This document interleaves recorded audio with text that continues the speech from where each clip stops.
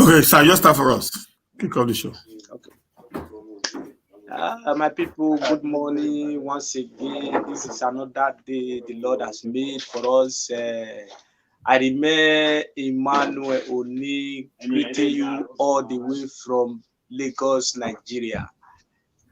My fellow viewers, wherever you are, all over the world, from Asia, America, Europe, even Nigeria, greetings via the Naija Watch platform. Now we dey greet you this morning.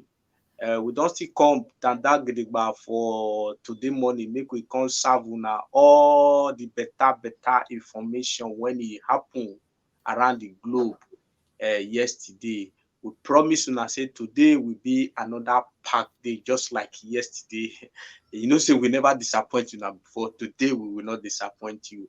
As I dey here now, I dey with my brother when he anchored the show. Human is Stephen, the mouthpiece of Edo in diaspora. My brother, good morning. Welcome today.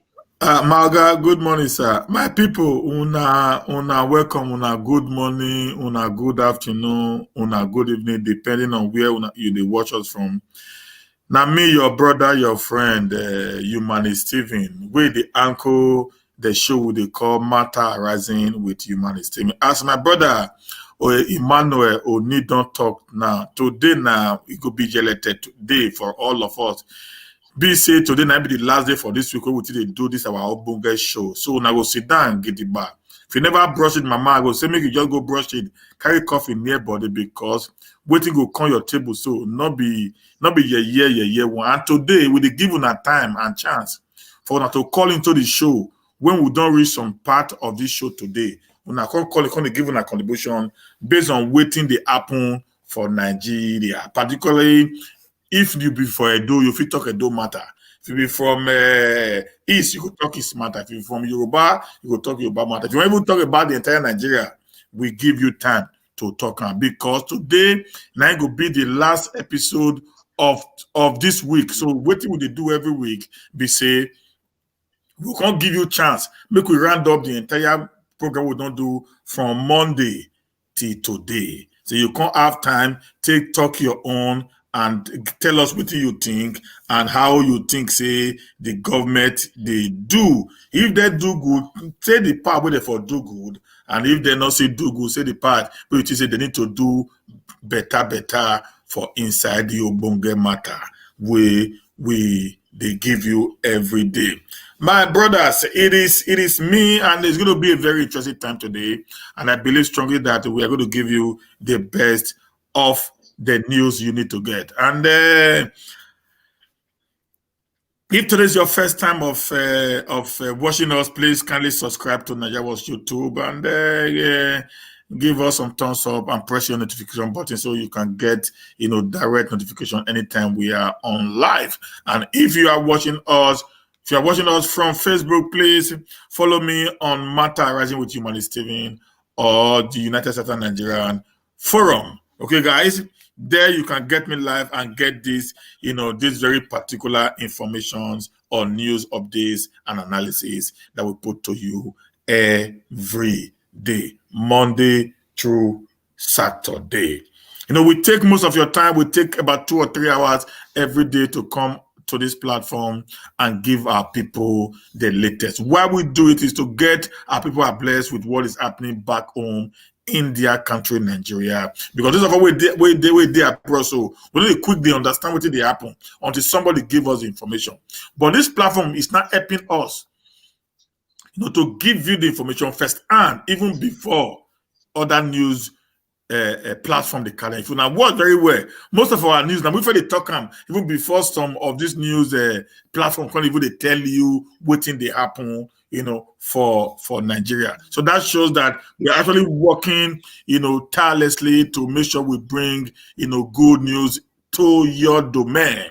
And we are saying good morning, good afternoon, good evening. Make sure not forget today, now be the day where they want judge Obaseki matter over certificate forgery. Now 12 o'clock this afternoon.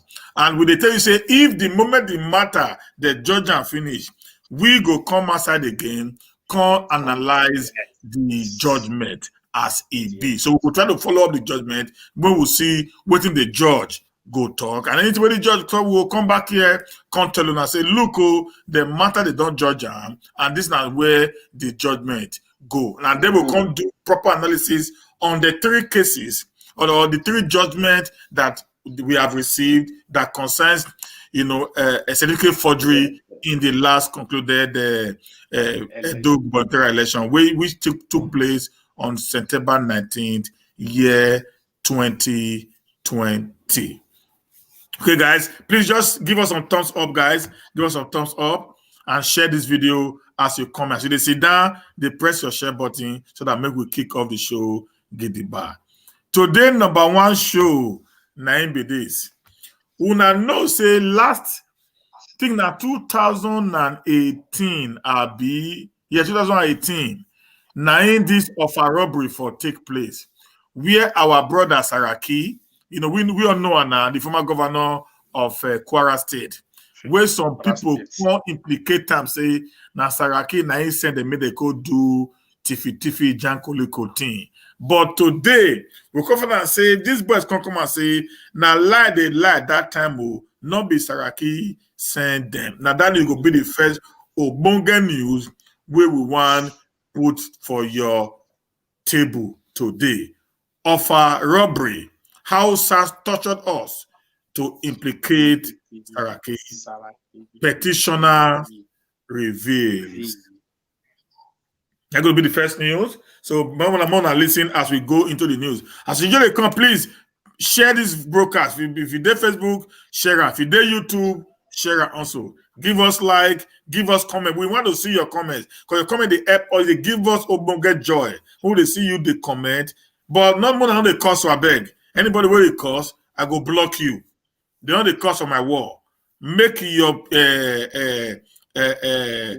opinion known, then we'll analyze that for you. Yes. Not because you come here, call the cause full or many words were not good. If you do one for my wall, I say the comment, ciao, as we talk for Italy. Okay? So now let's go. Two petitioners at the judicial panel of inquiry on NSAS City in Ilori, Kwara State Capital, Wednesday narrated how officers and men of the disbanded Special Anti-Robbery Squad, SARS, tortured them to implicate former Senate President Bukola Saraki in the April 5, 2018 Offa robbery incident. The petitioners alleged that the dreaded SARS personnel also forced them to lie against Saraki by saying he bought guns for them, the Nation reports. The petitioners alleged Kainde Gobi and Alaji Shaibu Jawando doubled their petition as the SARS officers of the alleged high depth of impunity and human rights abuses. The people who said they spent over 73 days in police detention in both Ilori and Abuja added that the police accused them of collecting guns from the former Senate President Bukola Saraki to allegedly participate in a robbery operation. In their separate statement, the duo said that SARS granted them administrative bail with a stern warning to desist from associating with Saraki. The petitioners denied being used by Saraki for criminal activities, adding that they were tortured and subjected to inhuman conditions in both Ilori and Abuja police detations. They confessed to be only political supporter of Senator Saraki, adding that the police threatened them to implicate Saraki during their alleged ordeal in detention. The petitioners also accused the disbanded SARS officers of confiscating their properties, which include 2 Toyota Corolla, answers, and 250,000 collected before they were granted bails. They also urged the panel to help them redeem their battered image in the eyes of the public, as they had been subjected to unwarranted stigmatization and disgrace, which they said and affected their livelihood and economic fortune. They said, in view of the foregoing and in the interest of justice, we urge your esteemed office to intervene swiftly to this situation by returning our properties, as this action is tantamount to infringement on the fundamental human right to be enjoyed under the Constitution of the Federal Republic of Nigeria as amended. We did not participate in any crime nor involved in any of our robbery, killing, or having any criminal record whatsoever as being wrongfully alleged by the SARS officers.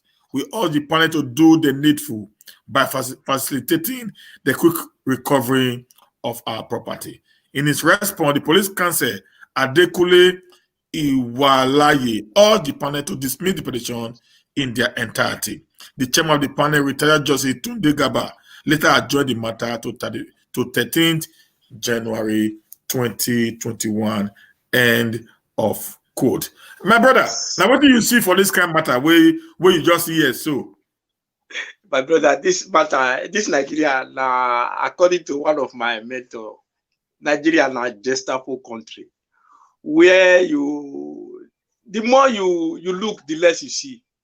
Everything when we do, we mix them up with politics. So that is why we will never get it right in any way except to change our way. You see what we just hear this morning now, see, this matter happened about, it should be like 5 years ago. It should be like 5 years, between 4 or 5 years ago, when everybody did on the necks of Saraki say, they sponsor armed robbers. One of the most deadliest armed robbery scene when it don't happen for, if I'm mistaken, for Kwara State, now be that. People die. People die. Instead of go and investigate the matter when it happened, Nigeria authority turn out to political matter. So at the end of the day, we not get to the root of the matter. With all in the name of trying to break down one man. In the name of trying to break down one man. How can a country, people, leaders be more interested in their political office than doing the right thing, fishing out criminals, clearing the country of criminals, armed robbers? Instead of that, you are going about thinking of how to bring Senate president down. Because that's the only thing. And at the end of the day now, the matter not really reach where it's supposed to reach as far as me follow and reach. We didn't really get to the root of the matter. Other than Saraki, they sponsor them. I mean, I tend to believe that time saying that true. Honestly, may I just confess that one? I to an extent, I believe. Say, this man, how can the Senate president be doing this? I was almost believing. But though I give the man a chance, it could be, it could not be. But today, this matter, when I hear now, since when I see him yesterday, when I begin to think about him, I can say, this country. We need to repent. We need to repent. If we not change our way, we not go anywhere. This is not the way to run a nation. This is not the way to lead a people. If you want to lead honestly. Yes, when it's time for politics to do election, you can begin to say, vote for me. This man is not qualified. Put matter when you want to do for ground, not be to how to bring person down. Not be how to bring person down, not be the thing. Now, what you want to do, your plan for the people, that be the thing where you're supposed to tell us. Not be to go to set up armed robbery matter. Can't go the user and say to bring one man down. I will not be surprised tomorrow if this matter, if they investigate this matter to the point that say now our political leaders even sent them to go do that armed robbery so that they go use and bring Saraki down. It will not surprise me. It's a possibility from what they happen. So, my brother, I am dumbfounded. I am dumbfounded. I don't know how I want to carry my Nigeria matter be. We're too wicked as a people. Does it mean that if you are a politician, all you just need to do is to go learn how to bring people down? Is that the idea of politics? Say politics for Nigeria na money making venture. Money making venture. And because na money making venture, then anybody will enter that place is already a millionaire or a billionaire or a trillionaire, depending on how much if he's thief, or depending on the position where the person dey. So now make can say, now do or die. You know, she said they go to the point of you going go do juju. So then you don't see one man that time for one Lagos State local government chairman where you go nick a bath where they call it Swan. Yes, I think it was a kitty. Okay. It was a kitty. On that way, so carry Izobo. Sacrifice. They go just where they do anything. You maliport. That's if you watch during election, a lot of people they die. People they disappear. So because why these people they are not coming to come and serve us. They come eat. And because of that, they are ready to do anything to frustrate the other person. And so that time, Saraki he did this government. So he did their neck like bone where they tie for dog neck to chop enough it chop him, to throw enough it throw him. Because if you tag a bone for dog neck, the bone will do like this for dog. God will see the dog will see the bone, but dog not going to eat the bone with their neck. That's what Saraki can't do for their neck that time. So in order for them to remove Saraki at all costs, they had to frame him up. Imagine, that's why you see when they frame, they know it's not be true, but they want to tend to your image. Because character is one thing that is very, very expensive to maintain. Yes. Easy to destroy. Until the government of Nigeria put a law on character deformation and assassination and put a very strong penalty to run. Some of this is not going to stop, sir. That's what they do. Just look at Sowore, they say call it incitement. That is character incitement. Anybody that is against the government, you go even see one woman. Yeah, one woman now. I think we'll get the news for you too. You will see one woman now where be say the woman. Now they call her Lauretta Onochie. One of Buhari. Dele Momodu. Where they saw Dele Momodu. Yeah. Whereas in Dele Momodu, they don't even do the same level when it comes to money. They don't do the same level when it comes to influence. They don't do the same level when it comes to international recognition. Just because they just give her SA to the president. Now you go fit talk anything, insult anything at all. She get government power now. So now be the thing. Anybody if Dele Momodu not take care, they go frame him up. You frame him up because no say Dele Momodu interview with this iPod man Kanwanko. He had an interview, about 2 hours interview with Kanwanko. Dele Momodu had an interview with Femi Fani-Kayode. And these people now they be enemy of this government to the core. So one day, you just say they will just come up with one thing one day. They just link Dele Momodu. Maybe they don't find, they never see. That is who they are. Imagine how can you, all those SARS, sometimes I wonder waiting they think. What are you getting from doing evil against the people? When we say you're also suffering from the same fate. If I see some of these policemen, if I see some of them, I go even pity them. Where I was living before, one of them lived very close to me. The guy lives in the shithole, like Donald Trump talk. The guy lives in a completed building. Now he has house, anyways, but it's uncompleted. When I mean uncompleted, I mean purely uncompleted. You see, family, they are so not to talk to me, Pastor. But these people who steal your money, who had make you poor. Are you not seeing policemen in other parts of the world? You're not seeing the FBI. You're not seeing the CIA.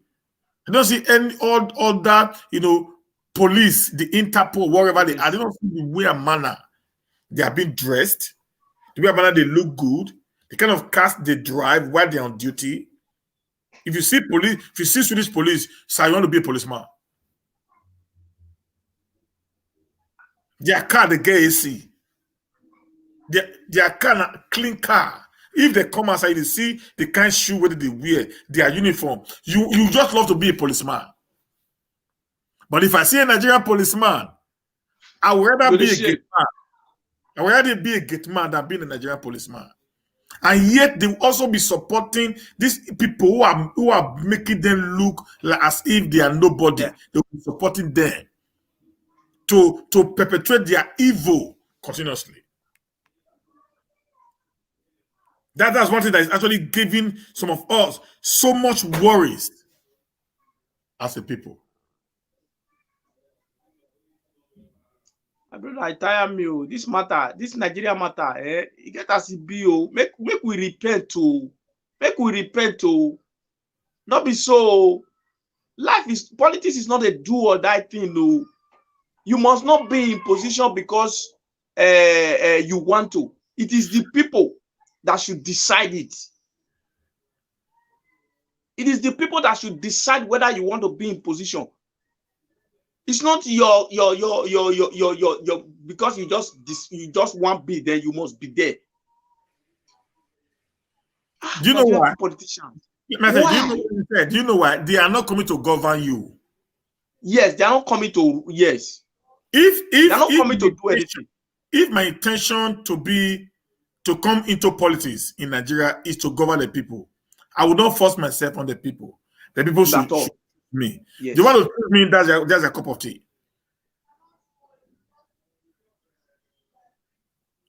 But the moment you are coming in to make money,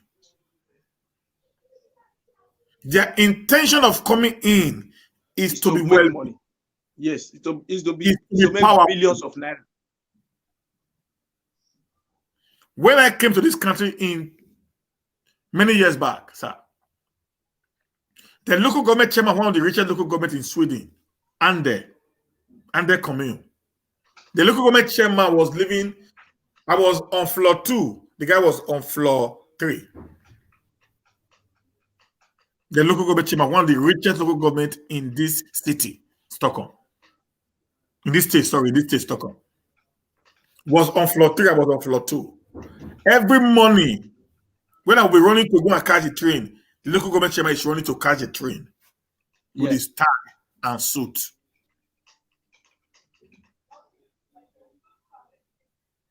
There was a day I took a train early in the morning. That was in 2010, 11, thereabout. I was coming in from the other part of Stockholm called Rooksten. No, from Slusen. I'm calling for Slusen. To West Central. No, from Central to West Slusen, sorry. From Central to West Slusen. The Prime Minister of Sweden, which is like the president, was in the train with an earphone in his ear, standing reading newspaper. Standing, not sitting down. Because the train was filled up that morning.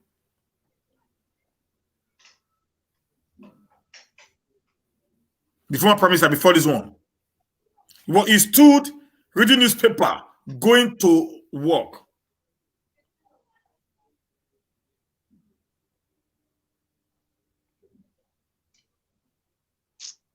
The other one that day, I don't know whether it was Norway or so. He ride bicycle to office. Yes, that is what is obtainable in other part of the world. Once you come to politics, it is to become a billionaire. These are people that want to serve. Do you know in 2012, the Social Democrat Prime Minister that ruled Sweden for 12 years, 12 years, sir, 12 years, when he lost election, he now started a pig farm. pig farm. They ask and make explain to get money. Ubelede. A man that has been in government for 12 years. 12 years. As a prime minister of this country.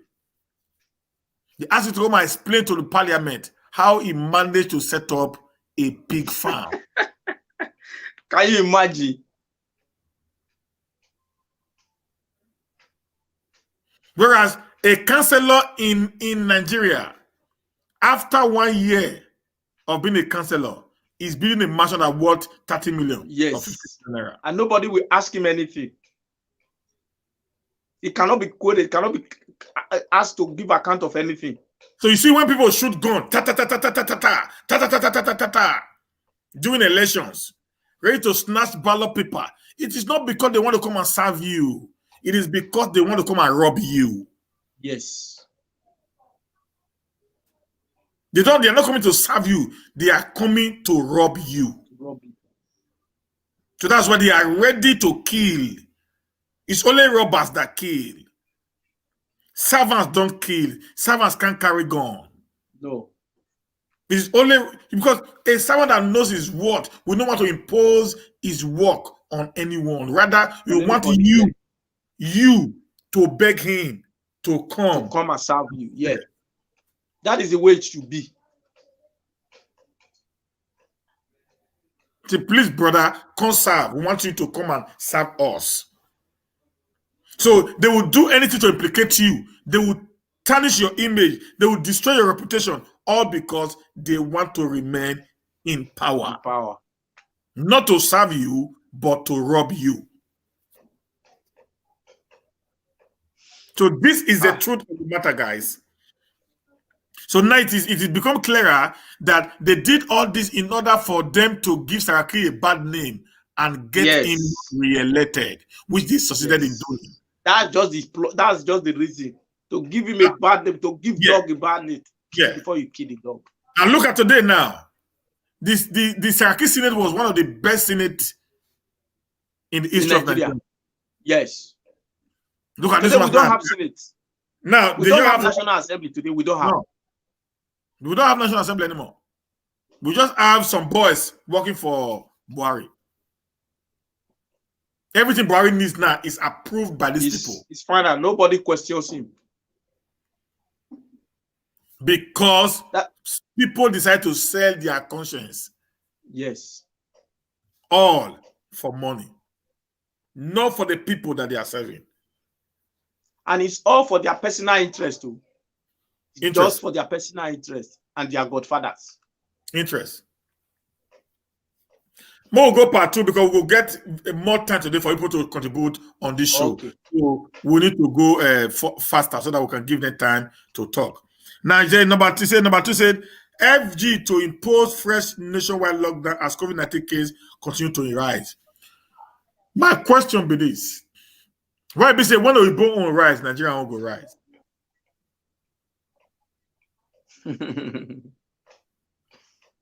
It is pathetic, you know. I'm not, like I said, most of the time here I just talk based on knowledge. And as I always tell you, I'm not a scientist, neither am I a lawyer. But with the little gift that God gave to me, I can be able to, you know, talk on things the way they ought to be. Now, COVID-19 is SARS-2 virus. And SARS-2, or the SARS virus, is the same virus, which was SARS-1. That is the one that actually brought in what we called the swine flu.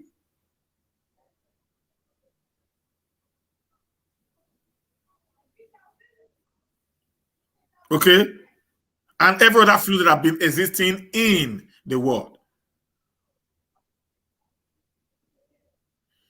In Europe, this period of Europe time, even before the coming in of COVID-19, or in any developed world, the cold part of the world, in this period of time, they have what we call the flu, the seasonal flu.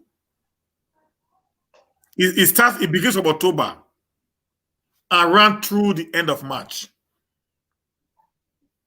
Before the coming of COVID-19, In Sweden, for example, every time this time of the year, we have death rate of up to 20,000 that dies of the flu.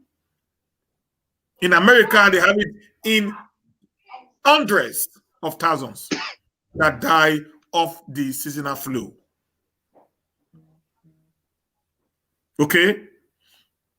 So, because this very particular virus actually goes with cold season, that is why when this virus gets into your body, it goes to the nursery. Okay, guys? And it stays here. This place I'm touching that in my head, in my nose. This is the most coolest part. Very cool of the nose. This is the most coolest part. This is where they go to hang. They stay here for some few days before they not go through the lungs. They go stay at the lungs also. Then they not do their damage.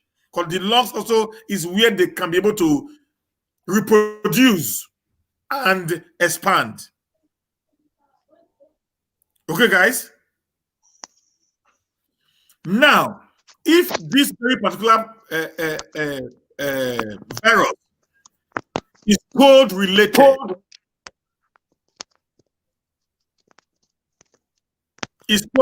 virus, why will it not be that when it is becoming rampant in the developed world, that is during the autumn and the winter season, that we will say is also increasing in Nigeria? That does not actually make sense to us. And in Nigeria, this is the hottest season. In Nigeria, yeah. Right now, everything is hot, heat. When you hardly get it. When the virus is exposed to above 20 degrees centigrade, it can survive for 10 minutes. That's what science said. I'm not saying there is COVID-19.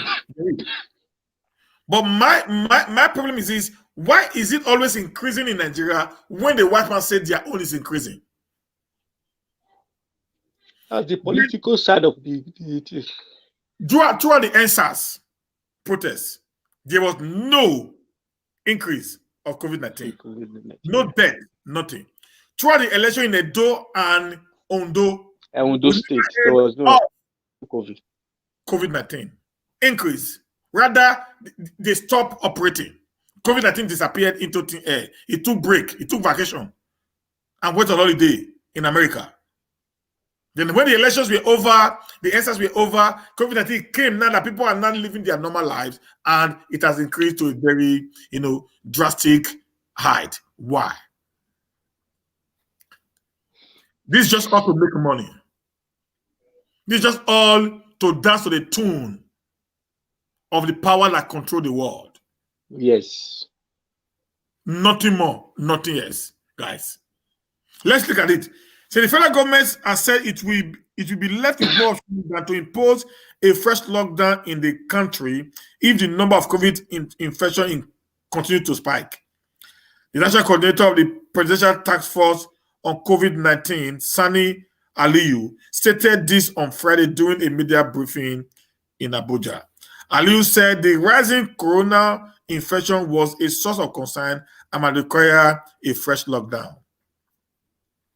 He said, if this number continues to go up and we start having significant death, we will have no option. If we do not want to lock down, now is the time to make sure that we follow the non-statistical interventions.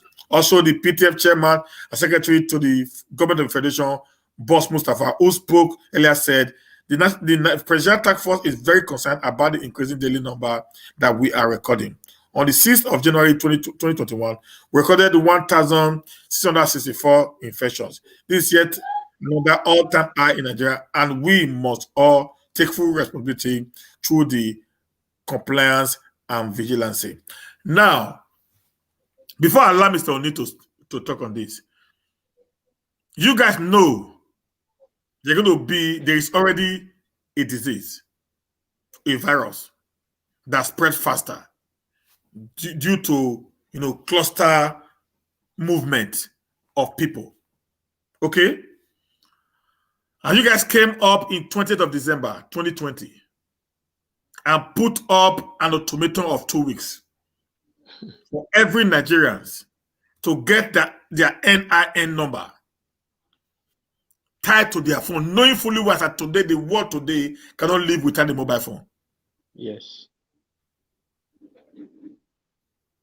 You give them 2 weeks to do that, or you commanded the telecommunication operators to block their lines. Block their lines. If there is an increase, the government should be held responsible for their failure to understand the period of time that the world is in today. Yeah. If there is truly an increase in the rate of infections on COVID-19 in Nigeria, the government and all the principal agencies that actually made that law should be held responsible. Because you don't make laws that is not working.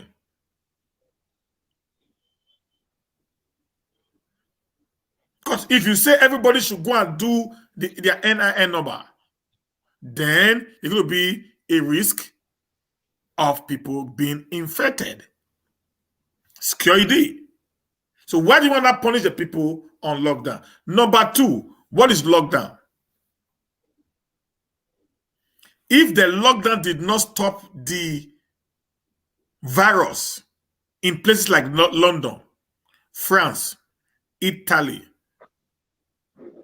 Germany, Spain, and the United States of America, why do you not think the lockdown is the solution? I think people should start seeing things from the perspective that is workable. Sweden never locked down. Yeah, it affected the economy of Sweden because Sweden is like a tourist center. And because of that, they didn't get more clients, particularly in the industry where I was working, like the hospitality industries, which is the hotels and restaurants. People didn't come again from other parts of the world to come to Sweden and have their holidays here. So they lost some incomes, but they never locked down. They only said we have to follow some basic principle precautions. Because the truth of the matter is this, guys, there's something called herd immunity. HERD. The herd immunity. Now, that's what he told us here in Sweden. When the head of the hematology here in Sweden said, he said, we can't go to lockdown because if we lock down and only one guy has it and we come out, everybody's going to have it. Rather, let us begin to rub ourselves with it. We are taking some precautions. If you are sick, if you have any symptom, all you need to do is to stay home until you know you are now, perfectly okay. Yes. This will not help in you managing the rate at which the virus is being spread. Because looking at people when you don't have a provision for them will lead to armed robbery. We all knew what happened in the last lockdown, where even pot of soup were stolen from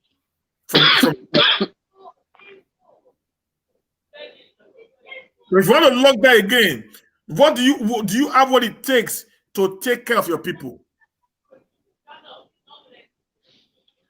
during this so-called lockdown, where you make sure that people don't work, people don't do anything anymore? I don't know if you have anything to say, sir, on this one. Yeah, I have a few comments to make on this matter. There's COVID, and there's COVID in Nigeria, no doubt about it. But the policies of the government is the real problem of why we are where we are. There's the political side of COVID in Nigeria. That is clear. There's the political side.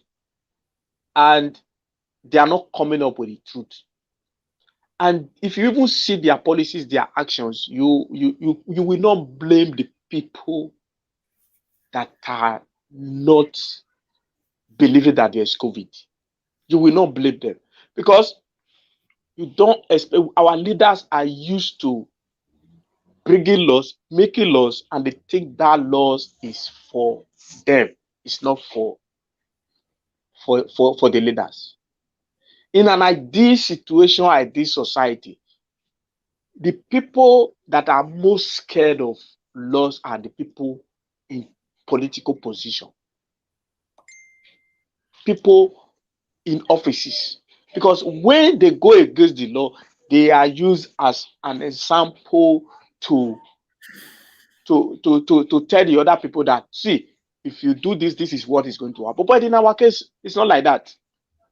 We are in the first case of phase of coronavirus. We saw what happened when Abakari died. The burial. The chairman of the PTA, Presidential Task Force on COVID, went to the burial. Without no social distances. No, they did not follow the guidelines. We saw it here. When prominent people die, the first phase, I don't know about how it is now. The first phase of COVID in Nigeria, if prominent people die, they will target, okay, this senator died as a result of COVID-19. That same person will still go and be buried in a cemetery or most of them in their own house. They do party. So it's the way we are doing it. That is why I will not blame the people, Nigerians, that are not believing that there's COVID. And the government cannot even enforce the laws that they are supposed to enforce. So clearly, what is happening, there is the political side of COVID-19, then there's the real COVID-19. So let the government know that no matter how they do this thing, they should do well enough to protect the common people, the average Nigerians. We are doing our best. People like us are doing our best to follow the guidelines, avoid crowd, maintain social distances, use face masks. But this idea of another lockdown coming up, I am not sure is the best thing. We shouldn't be copying everything from UK, America, or Asia. Or Italy. The first lockdown we did, there was no result. It didn't come up with any result. During the lockdown, the numbers were increasing. After the lockdown, the numbers were the same thing, increasing until it started coming down. It never declined after the lockdown. It was always increasing. It was after the lockdown, like 2-3 weeks after the lockdown, the numbers started declining. So we did not get any result from the first lockdown, or rather than it threw the criminals out there. It made people get wider because there was now hunger everywhere. So if we want to, we should always try to walk our way the way it suits us as a people we are. Over 75% of Nigerians live on a daily income. Daily income, not weekly, not monthly. So you expect those people to go and sit at home for another 1 month or so, and then they will just be at home resting. We are already facing serious security situation in Nigeria. Another lockdown will throw the country into another insecurity problem. So please, the government should know about that. They should be well aware of that. Look, another lockdown will throw the country into another insecurity situation. Okay. Thank you very much, my brother. That's just the thing. We are not in support of a lockdown. Let them bring out modalities on how things can be done so that people can go their normal life and fend for themselves. Because Nigerians are artisans. 90% of Nigerians are artisans. So artisans are people who vocationals who just go like bricklayers, carpenters, cleaners, and all that that live, like I said, on daily income. So if you lock them down from working. Then how are you going to take care of their needs that they get every day? They feed their family based on what they get on daily basis. So they shouldn't be copying people who already have a plan, who have a working system. That when you stay at home, you get being paid. In Italy, they give them food voucher. In Spain, the same thing. In France, the same thing. In America, they were paying the $2,000 per month. But in Nigeria, you get one pack of Indomie. That's if you reach your hand. If you reach your hand, oh, now if you are lucky, Good news to Edo State.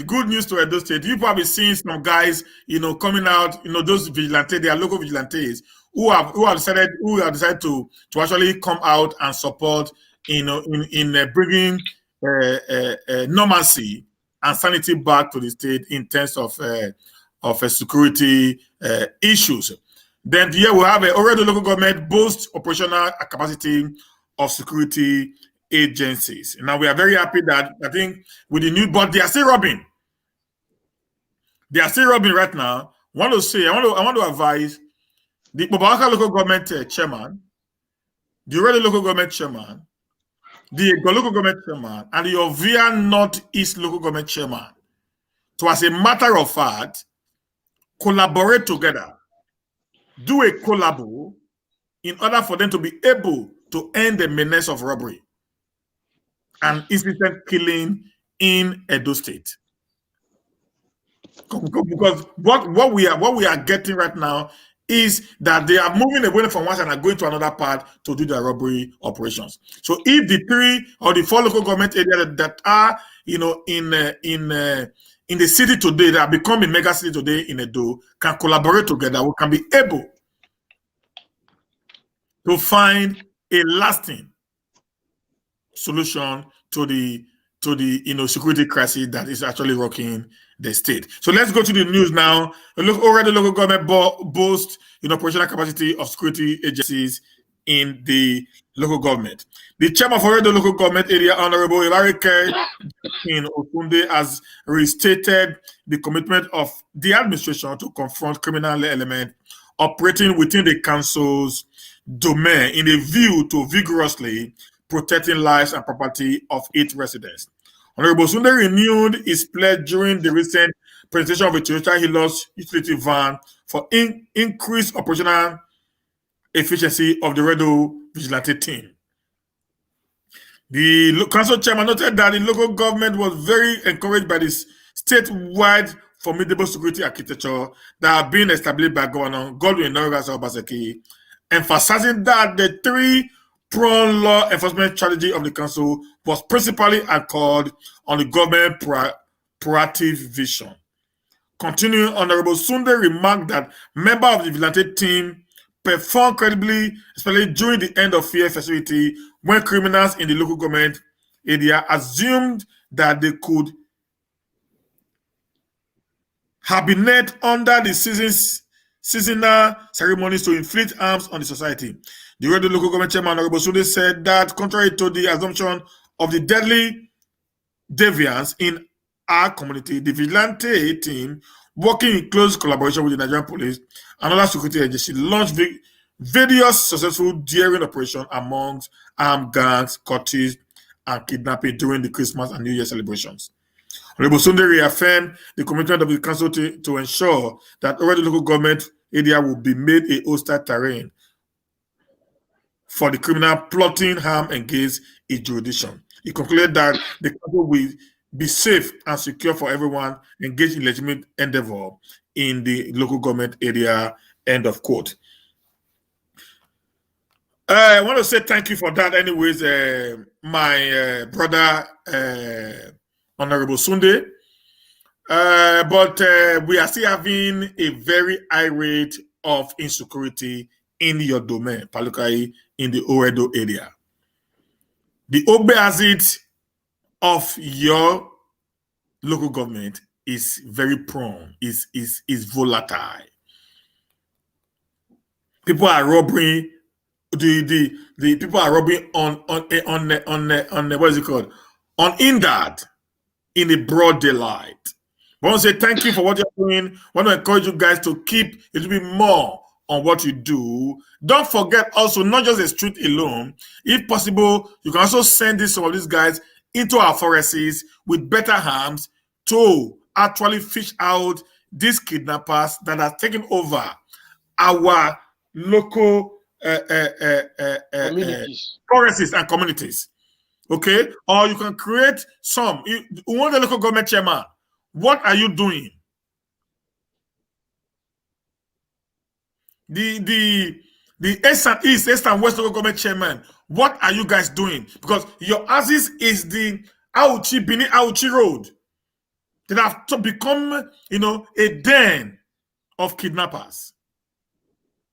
Why not do the same thing also? And try as much as possible to also work just the way others are doing it, so that you can be able to safeguard everybody, not just in the main city alone. Those of our parents that are actually in the community that have been harassed on daily basis by these kidnappers, and all that. Why not just try to do something and stop this menace from continuing? I don't know if you have anything to say, Mosa. Yeah, a very good initiative. I must commend them. I must commend the local government chairman for this initiative. But my appeal is that it shouldn't just end as initiative. It should be taken to a logical conclusion. Like you advised earlier, I think the local government, all of them need to form a synergy. They need to come together, to work together. This is security matters. This is because the more these people are allowed to operate freely, the more they get bolder. The more they feel that nothing will happen. If you remember a few weeks ago, it should be during the Christmas period, SA to one of the commissioner or SA to the state government was kidnapped, and I'm very sure ransom was paid. It stayed about 3 or 4 days. So the HOS head of yes, head of service, yes, head of service. Thank you so much. Thank you so much. Head of service, Okumbowa was kidnapped in around Auchi Aziz. Yeah, Oza. Yes, Oza. He was kidnapped there. So it will get to a point that we target the governor. By the time you allow these people to run free in the society. So the local government chairman, they should all come together to form a synergy. We need this vigilante. The police are not ready to work. And the federal government that is in charge of police is not ready to do anything. They even like it the way it is. They are happy the way it is. So let us take our destiny in our own hands. Let the local government chairman and the governor put their heads together, form a synergy, come up with things that will make Edo State hot for these kidnappers and the cultists. That is all I have to say, my brother. So let's move to the next item. Yeah, we'll go to the next one. Edo State government moves to sanitize motorcycle, tricycle operations, check in fuels of undocumented rider. I was very happy when I saw this one. I said, this is good. Yeah, it's a very good one.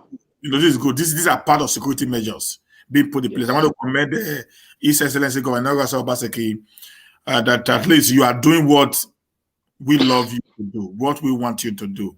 And you know me, I am not a praise singer, sir. So I'm not a praise singer. I'm a realist. So do not be offended when I come if you're not doing it the way I expect you to do it. Those of us who tell you the truth are actually your best friends. Best friend, yes. You live somewhere that you don't see everywhere. We that are outside will see it more better than you do. Just like a guy who is on the football pitch do not see clearly what is happening on the pitch. Somebody who is on the other side, outside the pitch, sees even the other football. Say, oh, come on! He would have passed it to Ronaldinho. Why did he pass it to Messi? Because they saw better. That's how it works. So I am one guy who will always tell you the truth, nothing but the truth. If you've done something well, I come out here to sing your praises. If you do something wrong, I come out here to say, sir, this is not right. You would have done it this way. I know many people would have said, oh, this guy is against the government of Obaseki. But I'm not saying, no, I'm not against your government, sir. I'm actually for your government because I want you to succeed. I want you to leave a legacy behind that others will emulate. Many sang the praises of Lucky Benedion. Today, the same people are the one that call Lucky Benedion a total failure. Many sang the praises of Adam Soshomole. Today, many of these people are the one that call Adam Soshomole today a failure. Yeah. Leave a legacy behind for yourself. So let the people see what you have done for them, how you manage to manage the affair of the state, to the betterment of the Edo people who stood by you during the electionary period when all odds were against you. When all the cabals in Edo politics was on one side against your candidacy. The Telakawas, the less privileged, the downtrodden in the society, and many of us in diasporas connived together and said, no, this is a choice that we make. We stood by you. We fought the battle together. And at the end of the day, victory became yours. So some people are going to come now and want to hijack the victory from you and begin to give you informations which are not actually what is true on ground. So my advice to you, sir, is not to listen, but rather work based on what your instincts text you. I am not a politician. I will never be a politician. I want to say clearly here today, I am not interested in any political office now or in the future. I said it in many of my videos.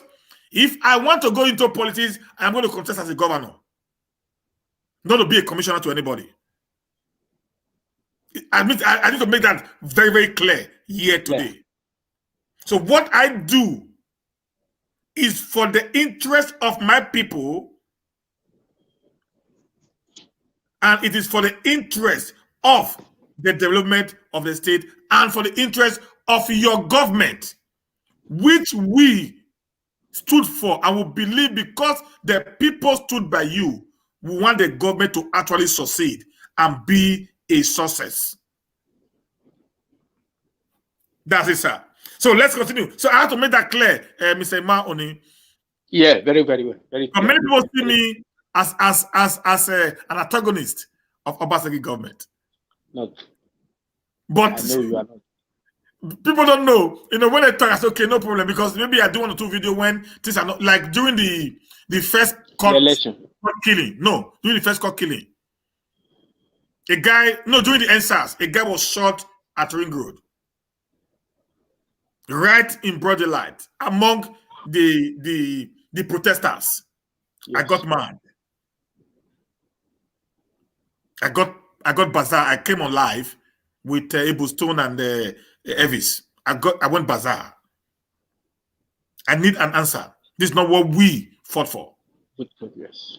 The guy was just killed. One of the people who actually supported Obaseki government. So Obaseki was not the problem, but some people who want to use it as a political, like I said, they this bring it down syndrome. They think maybe people like me are interested in government, so they began to make assumption that this might engage the government. Then when the killing started again in October, the court killing came. I came up online again with some panelists. So I brought a guy in, one guy like that, who they said, I don't even know, because when I bring you to my show, I don't check your background because I don't care.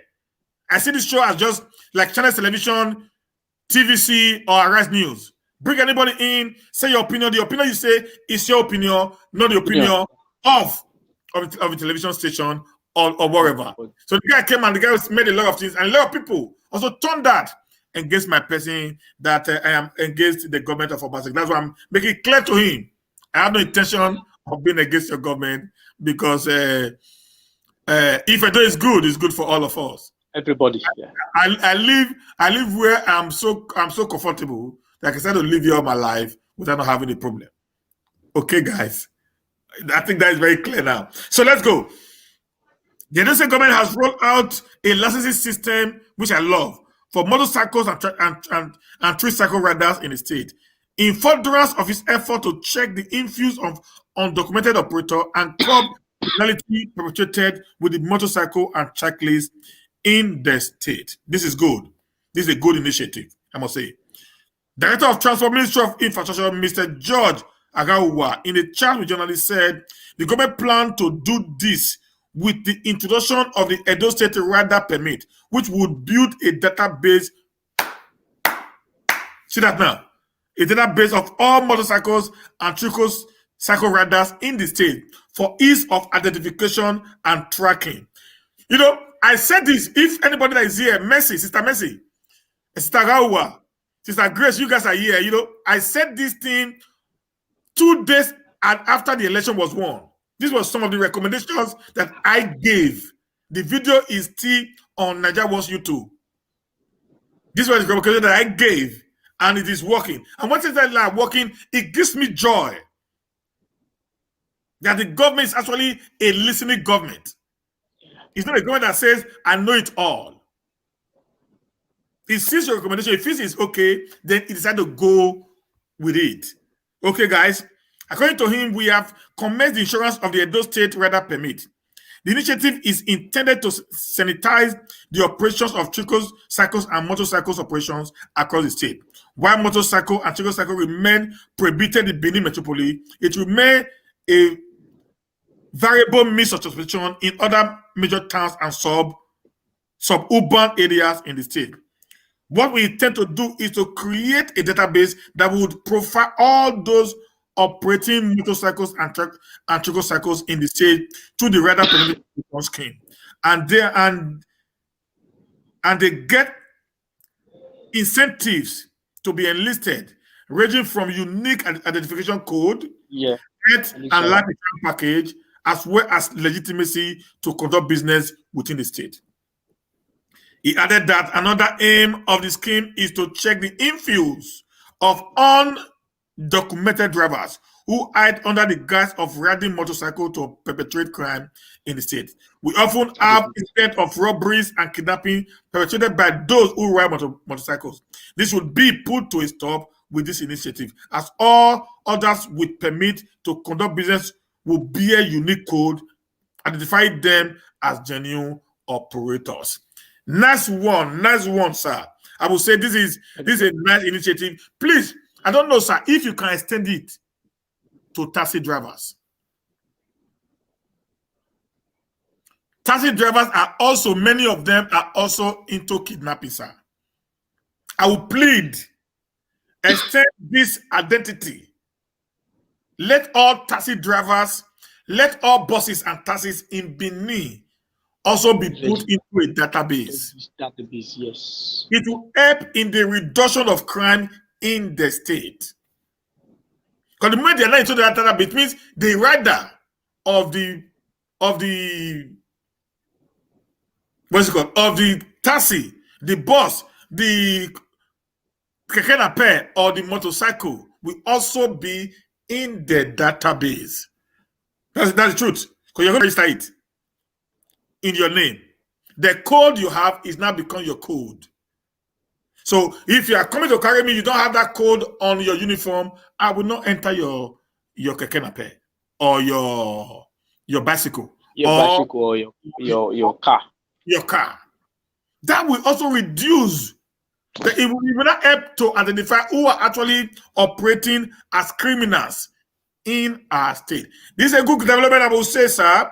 you've actually done well again. You've breaking another good ground, for security to actually come back to the state. I must say kudos to you. I want to believe that this operation that you're about to put in will not take too long, based on the volatile nature now of the state. So we can get rid of the state of all these criminal elements and troublemakers who want to make the state ungovernable for you. I don't know if you have anything to say, sir, on this one. Another laudable initiative from the state governor is a very good one, but I want to advise him that as he's planning it, he should understand that there are people behind who will be working against it. It should be expected. So as he's planning this initiative, he should prepare for them. This is a good one. We need it. This a situation where somebody will just go buy keke marua, put it on the road and start transporting people. Buy bicycle, put it on the road and start moving people. It's very dangerous. Let's be sincere. It's not done. It's not a standard in anywhere where in any country where things work. It's not by any standard recommended for anything. People, for you to do anything, you must be know that this is what you do. So when that your vehicle or your name is used for crime, it's very easy to sort you out. I think that is the idea behind this initiative. I commend the government of Edo State for this initiative, but I still wish, like you have said, that you should extend it to the dance floor drivers. See, if this thing is well managed and well put in place, it will even control traffic. When you commit traffic offense, you pay. It will even make money for the local government. Bring revenue. Just that the way we do things now, if they want to put a penalty, they will make it big that somebody will not prefer to go and bribe than to. If you make it 1,000 than to pay. If you make the offense, the penalty for the offense like 1,000 naira, 2,000 naira, the person will prefer to pay, and that money will go straight into the government account rather than making it 10,000. So the person you are saying to pay 10,000 instead of giving away, we just give the agency that's in charge of that area, give them 500 naira or 1,000 naira, they will collect and they will go. So tomorrow they are encouraged to commit the same crime. The security part is very, very important. The traffic offense part is another thing. So I think they should include the DAFO drivers and the cab, the taxis. They should be included. They should be included so that everything will be in order. So when you commit an offense, it will be very easy to sort the person out. We need this kind of initiative. I pray the government is not distracted one way or the other, because I know there will be people at the background, even within his office, that will want to work against it. Because the truth is that Nigerians are not ready for normal, proper, sane society. Some of us, especially within the civil service, they are not ready, because that will take a lot of income away from them. It will take a lot of all this illegal income, this 1,000, 2,000 they collect on a daily basis from office. It will take it away. So it is a challenge to every governor or every president. You are putting up a law. The people, the agency in charge of that law is thinking of how to circumvent that law. Because if you put it, if it works, it's going to definitely harvest their income. So they want to work against it. They want to they create a bottlenecks that will make those laws not work.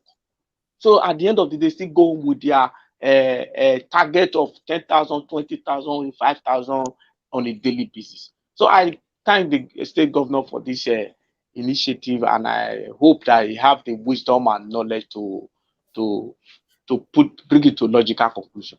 Thank you, sir.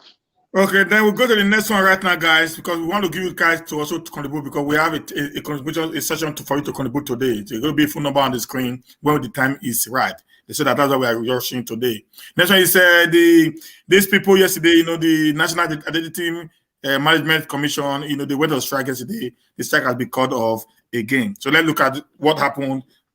Workers of the National Identity Commission Management Commission have suspended the industrial action which they embarked on Thursday over poor allowances and the fear of exposure to COVID-19 in the agency.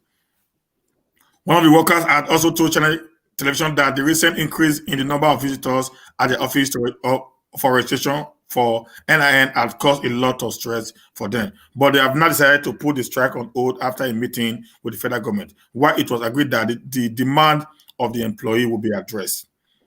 The president of the Association of Senior Civil Servants of Nigeria, NIMC unit, Sowore, Lucky, confirmed the suspension of the industrial action, saying workers of the commission across the country will be contacted to resume work by Monday and proceed with the enrollment of Nigerians for the national identification number. Many Nigerians have been storming the various NIN office across the state as a result of the deadline issued by the federal government to all telecommunication operators in the country to block all subscriber identification modulars without national identification number. The government has, however, extended the deadline to another 6 weeks from December 30th to February 9th, 2020. End of quote. On this one, I want to say this one. Like I said yesterday, it's a good initiative to have an NIN number. It is in London. We have it in Sweden. It is in most of the developed world. It helps to also check crime, just like what Advocacy is trying to do now to the motorcycles. But the way and manner is being operated, that's a problem. There's no way you can ever go 6 weeks, even 1 year, even 5 years for 2 million people to do that based on the way and manner it's been operating today. That is the truth of matter there.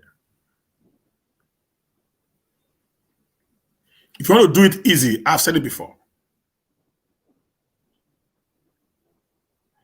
Create a new database whereby people can get their forms online.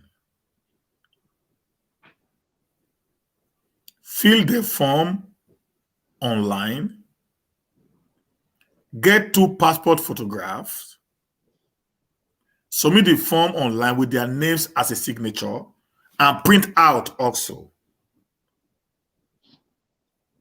Then they print out, they will now put their signature and paste their signature on the printout with the 2 passport photographs with an identity, either the international passport, the driving license, voter's card, or the national identity card. To copy it and bring the original while they are coming to submit. And the moment they submit through the internet, they get a code, which they also print out along with the one they are bringing in to you. Now, the one they are bringing to you is just because you're going to be checking through you don't feel again.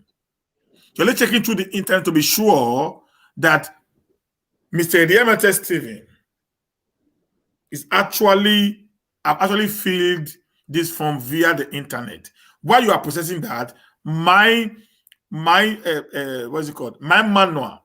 submission is on your table to check. Yeah. Based on the code. You're going to use the code now to now enrich, the batches on how you're going to check them. Maybe code 001 to code 500 is what they're going to check today. That's what they're going to divide. So everyone will not go to that code, just go to code 001, okay, check, my flip it over, check all what I put in, correct, check my identity card, do your scanning, attach to it, then a slip is now be printed out, awaiting me to come. That will go faster, more easier, and it also reduce any form of corruption. Because if I have my code, they cannot tell me that I did not fill the form on the line. And when, do you know what they do here in Sweden? If you go to tax office, because we do it in tax office, to submit, they will, when you fill the form, you give it to them, they will sign on it. Okay? Are you hearing me, sir? They will attest Yes, on I'm it. hearing you. Photocopy, I'm hearing you. photocopy it there and give you the photocopy. Stamp, they take the original. Because you don't give us code. Yes. So the stamp there shows that you have submitted. It's as easy as APC. Very simple. This reduces people taking money from people. Yeah. You're reducing people are trying to hold on. That's okay. Since they don't want to pay, we will make the thing difficult for them. They will have no choice. Yeah. For them to start paying us the money. Which is what is happening today in Nigeria. They are just deliberately holding on to make sure that when the time is getting closer, people are ready to pay as much as 10,000. Yeah, that's the idea. Just to get their card not being blocked by telecommunication. But if you create this, if you remove this bottleneck, all this old wahala will become a thing of the past. Why can't we just grow as a nation? Why can't we grow as a nation? We are not ready to go that way. Especially the civil servant. They are not ready to go that way. Because it takes a lot away from them. That's the problem. That's the corruption I'm talking about now. Why can't we just go? Why can't the government say, okay, we need to stamp out corruption? Buhari, Momodu Buhari, sir, you said you came for corruption. See, security, corruption. That's what he came for. But we are not seeing it today. It is no more conspicuous. We are not seeing it. It's not there at all. It's not to pick the big men. The corruption actually is not even the politician alone. It's the people that are aiding the politicians. Yes. The civil servant. Yeah. No politician, no governor, sir. No governor can take money without the Attorney General of the state. I mean, no without the Accountant General of the state. Yeah, no way. No governor can take a kobo from the government coffer without the Accountant General of the state. They set it with the federal government. They set it with any parasitas, whether the Ministry of Health, wherever. There is Justice General. They are the ones that actually give out this money to these people. So the criminals is not just the politicians now. These are the civil servants, which they need to be dealt with in a way and manner that no mercy will return. Why can't we remove all these bottleneck issues that give rise, that give rooms for corruption? If we really want to have a corrupt-free society. That is my problem. If these are not done, we are creating a very bad precedent for the next generation to come. Yeah.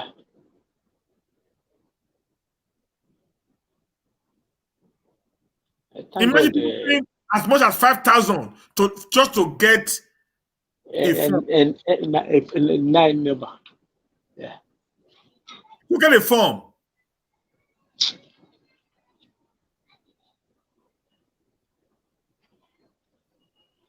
Somebody said in Uye, a lady came with 20,000 naira. No, 50,000, and they gave her forms for herself, her family, and her children. Yes, now. Wrote in. Call one man, come and say, give her money. The man went and carry a form and give to her. She went home. Remember, people have been on the line from 2 a.m. in the morning. 2 a.m. waiting to be registered. Why would Nigeria want to take his people through this hole of hell every time? Just for economic reason, for their personal economic reason. That is just the reason. There's nothing more. There's nothing to interpret to it. It's just for them to get richer. They feel that this is a very good one. This is a good news. They have suspended their strike. Hopefully by Monday, registration will start normally. But I think they should go back to their drawing board and come up with a better strategy to handle this thing. This thing is not doable within 6 months. That is the truth of the matter. They can't do this thing in 6 months. Yeah, they gave last year, but last year, pandemic took the better of last year. So they should give the whole of this year, if possible, extend it next year, so that people will have enough time to do this thing. If you keep saying 2, 3 weeks, 1 month, 3 months, 6 months, you are giving opportunity for the people in charge to exploit the public. For example, those of us in diasporas, how are we going to get that period? You guys are not, we are not even talking of you now. I think about it on my own as an individual. But the government, the system, what they are planning, they are not voting. They just feel that you guys are not important. On my own, when I just started these 3 weeks, 4 weeks, 9 weeks things, I said, what are people thinking? I begin to I said, we here cannot do this thing. Now, what about the people in diaspora? They did not even consider you guys at all. You are not in the plan. That is because we have people that are just, everything we do is the money side of it. How much? If we tell people, we know we come up for you. Okay. The NUC. Maybe we make a full, not a newspaper review like this. Maybe we create a 2 hours program especially for this matter. Yeah. NUC direct university to resume academic activities on January 18th. This is another good news also. Yes. Our children are being at home. We'll be paying school. Most of them now, their rent have expired. Yes. Landlord get free money. Because Nigeria, they will not want to refund the money back. Even when at all. So they're going to pay again when they start again. National University Commission has directed Vice Chancellors of University to resume academic activities on January 18, 2021. It explained that the instruction was given in line with the directive of the Presidential Task Force on COVID-19 on the resumption of schools across the country. But they said they are going on another lockdown. You see, this board that you're contradicting themselves. The NUC directive was contained in a statement signed by the Deputy Executive Secretary Administration of the Commission, Mr. Chris Mayaki, on Friday. In the statement issued on behalf of the NUC Executive Secretary, Professor Abubakar Rashid, Mayaki urged the universities to safeguard lives by strictly adhering to the extant safety protocols and the guidelines of the Nigerian Center for Disease Control, NCDC, on COVID-19.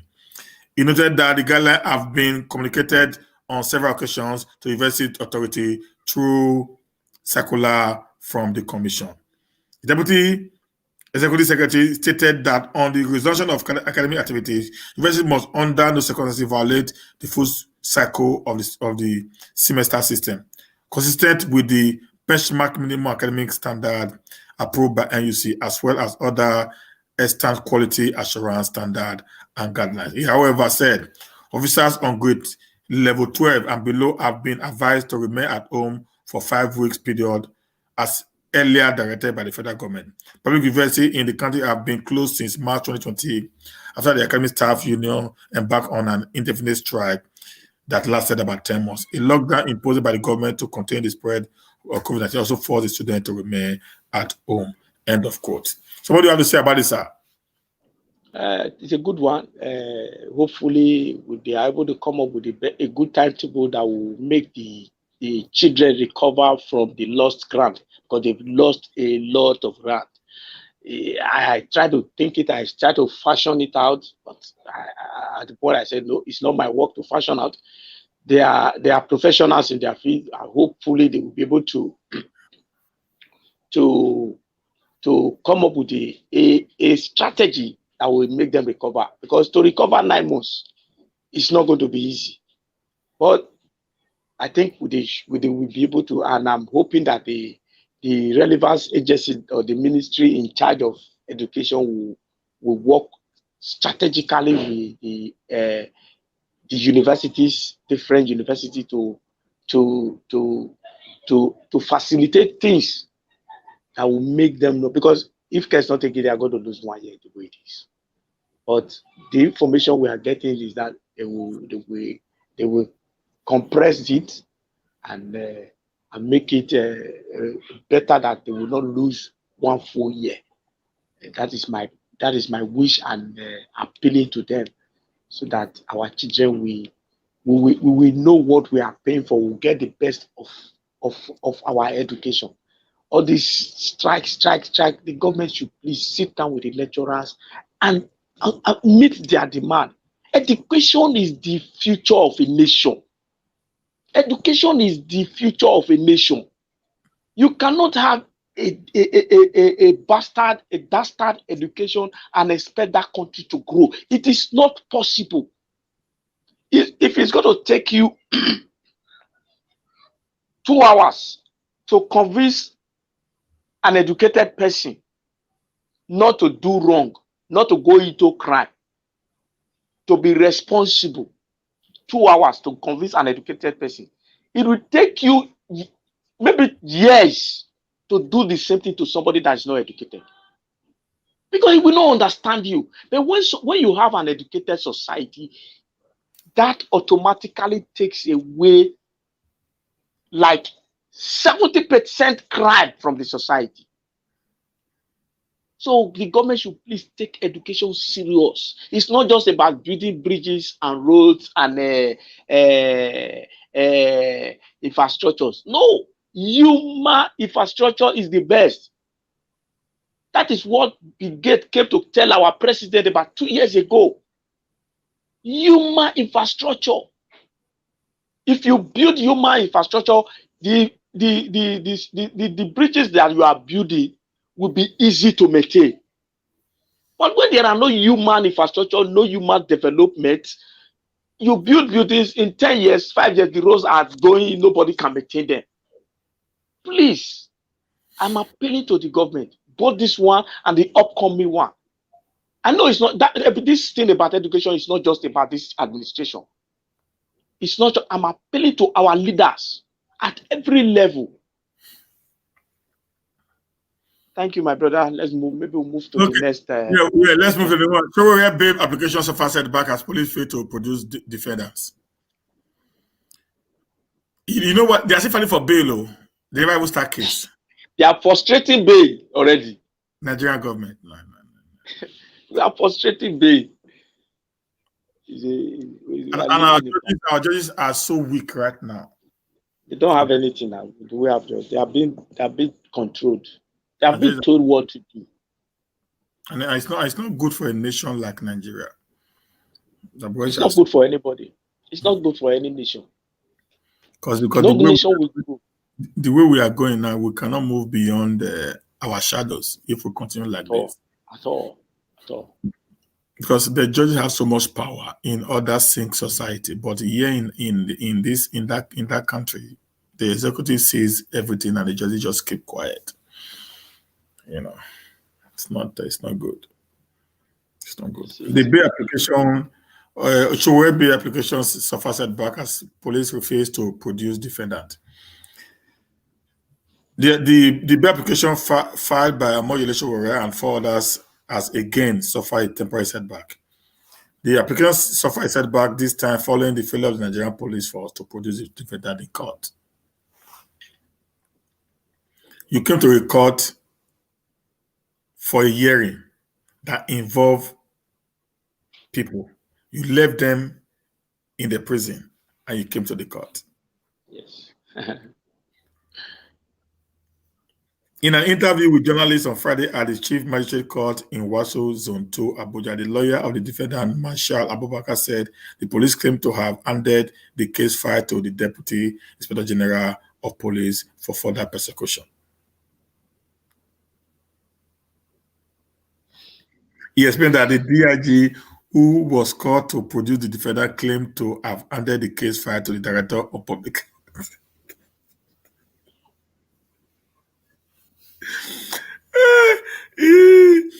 defendant, the DIG who was called to produce the defendant, claimed to have handed the case file to the Director of Public Prosecution on the instruction of the Attorney General of the Federation.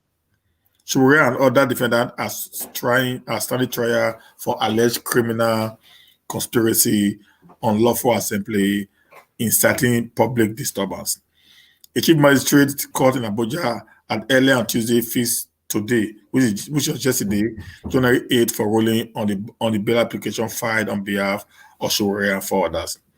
The chief magistrate, Mebe Shegun Bello, was expected to rule on the bail application today, because the court also on Tuesday ordered the defendant to be remanded at the first CID facilities in Area 10, following complaints that they were denied food and medical attention at the Koji Correctional Center. End of quote. I will say this is bad. This is not government. The Nigerian government is fooling themselves. That's the truth of the matter there. They are making joke of the entire system. They might think that they are tyrants. They can do whatever they want to do. Just like the Prime Minister of Canada said to Buhari, you are making your country look like unserious in the face of the Committee of Nations when it concerns Sowore's matter. Is that just the truth, guys? Whether you like Sowore or not, injustice to one is an injustice to all. That's my motto. It is high time the Nigerian government do the right thing. Act according to the ambits of the law. Don't have separate laws for separate people. This is what is disintegrating Nigeria today. So people have one law, and others have another law. A guy who just went out to protest, that is his fundamental human right. Is enshrined in the Nigerian Constitution. The freedom of assembly.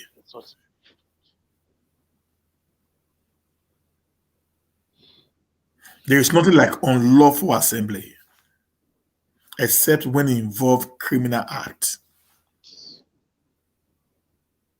And let me tell you guys, sometimes you should be able to prove what a criminal act is in an assembly. Particularly when these people are not with firearms or any dangerous weapons while they were gathering. And also they were not in a violence act during that gathering. It is painful that we live in a nation where we decide to take everything for granted, believing that if we're in power, we'll remain there forever. Yeah. Guys, hear this now. Malami and every one of you, power is transitional.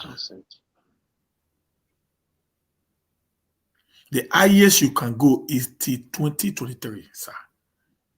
The highest you can go. But you can't go beyond 2023 is living there as the president of the Federal Republic of Nigeria. Yeah.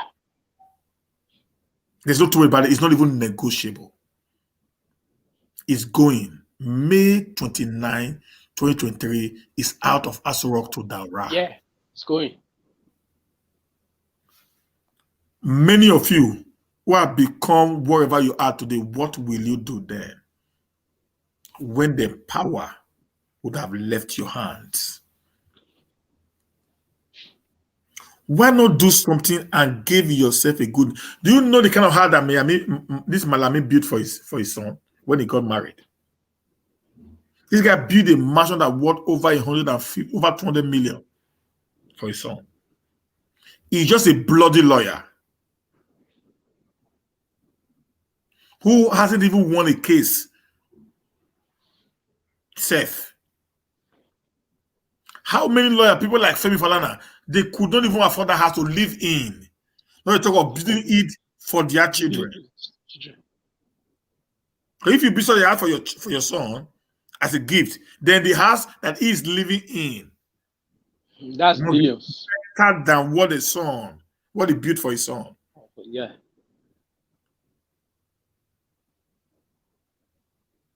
If you feel that Sowore has a case to answer, why still dangling every time? Why not come out and make it to the world? Let the world see the crime he had committed. The first one you put him in is still there. The case, you part not talking about the case anymore. So where I've gone to court many times, you part no more showing up because you have no case against him. Now, for a peaceful protest, you pick him up again and you are still going up and down. Leaving those people in the north who are actually inciting, killing people. Yesterday, Meyetiela said they are already training 1,000 personnel as vigilante that will go around the entire south to attack the attackers. Yes. I thought by today, I would have seen a news from the presidency, as they call themselves, criticizing or calling for the arrest of those people who actually made that press statement. No, because why? They are above the law. The Meyetiela are actually the landlord of Nigeria. They are above the law. No one dare arrest them. No one dares question them. But if it's a Omoyele Sowore, you'll be picked up in the slightest opportunity. And people, even from the Yoruba nation, supposed to have stood behind their own, will be the first to cast an aspiration on his intentions. If Sowore's intention is to be the president, but his intention and ambition sets you free even before you become the president, would you be happy? Yeah. This is one of the reasons why also you see, I also talk about this Biafra nation today. If the intention of this guy is to be the supreme leader of the Biafra nation, that's not my problem. But if what he's doing will bring relative peace to the South, won't I be happy? Yeah. Yeah. Because I look at this from a very different perspective from people. What am I going to gain in what is happening? Is my concern, not the intention of the person.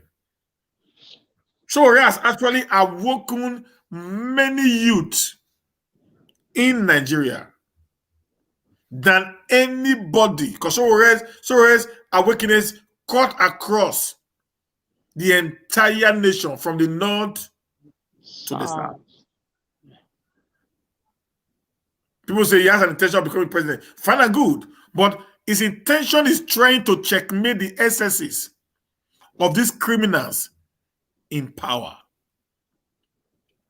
We're supposed to be behind him, but today we have allowed him to suffer the fate all alone. This is where many leaders go into accepting the offers that these corrupt leaders give to them, sir. When they are not being abandoned by the people that they are fighting for, they had no other choice than to succumb to the pressure of the ones who actually hold the knife and the yam. They can either cut the yam or cut the man. So the power is in their hands. So my appeal to you guys is, it is high time we start waking up and seeing the old thing, the old plans of the government. We are the target. Sowore is just a stumbling block to them actualizing their aims and objectives against the Nigerian people. So I've been a stumbling block. They're ready to do anything to make sure that Sowore is brought down as fast as they can, so that they can have their way in doing whatever they are doing. They want to do. I don't know if you have anything to say before we go to the next thing, sir. This Sowore matter it's nothing, like I said yesterday, to create fear in our mind, to make us go back from whatever plan we are planning to take back Nigeria. That's just it. They know that Nigeria is meant to be taken back. We are at the stage where people should come out and take back this country, but they want to create fear, and they are using Sowore now as a scapegoat to create that fear. So, but it's time for the leaders to know that this thing cannot continue forever. One day the people will be pushed to the wall. One day. I don't know if it's going to come out as a result of this Sowore case. I don't know if it's going to be next year. I don't know if it's going to be next 10 years. But one day, Nigeria cannot continue like this. We cannot continue like this. There must be a way to stop these things that our leaders are doing us. Now, the governors are not talking, the politicians are not talking because they don't want to frustrate their plan. Their plan, maybe some of them have planned to become president in 2023. Some want to come back as a governor. Some want to contest as a governor. So they are all keeping quiet. Let him go. I don't want to talk, because if I talk now, I will sabotage my chance to become a president, or sabotage my time to become a governor, or to become a minister one day. So that is why they are all keeping quiet. They know that this thing is wrong. They know. But where is the courage to speak? Where is the selflessness? That is what we lack as a people. Very few of us have that selfless mind that let us work to build a nation, not individuals. Build a nation that works. Build a nation that have good rules, so that I will not be taking my cars to mechanic every now and then. Build a nation that if I am incapacitated in any way, the future of my children, the education of my children is guaranteed. I don't have to be a billionaire before my children can go to school. I don't need to be have three mansions somewhere before I will know that by 65, 80 years, I can feed. That is a nation that works. That is a system that works. But none of these people want to do that. They want to bind us to the Philistines. Everybody is struggling to go and collect their own. To go and collect their own. So when they see something that is wrong, they can't speak. They can't talk against it. Because they are waiting for their opportunity to get to that position. One day, somebody is going to free this country. Thank you. Thank you very much, sir. Yeah, let's go to the next one. Lawyers seek prosecution of Ize-Iyamu for providing false information. This case is, Nigerian Edo cases. Anything that comes to Edo is always different. It's becoming a comedy. Yeah, we know that, and because these people do not want to give up. Just give up and let the state remain in peace. But they don't want to do that. And let's look at that. Lawyers seek prosecution of Ize-Iyamu for providing false information. Ibini-based lawyer Erumusele Ibegu has approached the Federal High Court, praying, among other relief, an order of the trial court to direct it at the General of the Federation to prosecute the candidate of the All Progressive Party, APC, in September 19 election, Edo State governorship election, Pastor Saraki Ize-Iyamu, for alleged alleged infraction against the provision of the Criminal Code Act. That's a very big one. The aforementioned is an amendment to suit FHCB/CS/73/2020, filed on 13th July 2020 by the lawyer who is asking the court to prohibit Mr. Ize-Iyamu from parading himself as a lawyer on account of alleged false information provided in Nigerian law school in 1986 and subsequent call to bar in 1987. The suit seeks for the relief, including that Mr. Ize-Iyamu misrepresented the fact and lied under oath concerning and touching on his history of expulsion and rustication in the application into the Nigerian law school form. A form he said Mr. Ize-Iyamu filled under oath in 1986. Mr. Ibedu's position is that Mr. Ize-Iyamu admission into the Nigerian law school in 1986 and called to Nigerian bar in 1987 is in breach of Section 4, Subsection 1C and 11, Subsection 1C of the Legal Practitioner Act and Code 35 under Part B of the Council of Legal Education Code for students of the Nigerian Law School. Mr. Ibedu further stated that Mr. Ize-Iyamu not being of good character on account of having been rusticated and expelled from the University of Benin for acid bait on a fellow student and having fraudulently gained admission into the Nigerian Law School in 1986 and fraudulently enrolled as a lawyer in 1987 stands disabled, disqualified, ineligible to hold himself out as a lawyer in Nigeria, howsoever with effect from the 22nd of October 1987. The suit, which was filed onto the Federal High Court registry by D.A. Nwago E, come up before Honorable Justice A. Arrow Mohammed on the 12th, which is on Tuesday, 12th January 2021. You see, sir, that's why I tell people, if you are living in a glass house, don't throw stones. Not throw stones. We should not allow politics, power to destroy us. Oshomole finished this man in 2016. It destroyed him politically. Yes. Now he has been dragged again based on the information that is now at the public domain.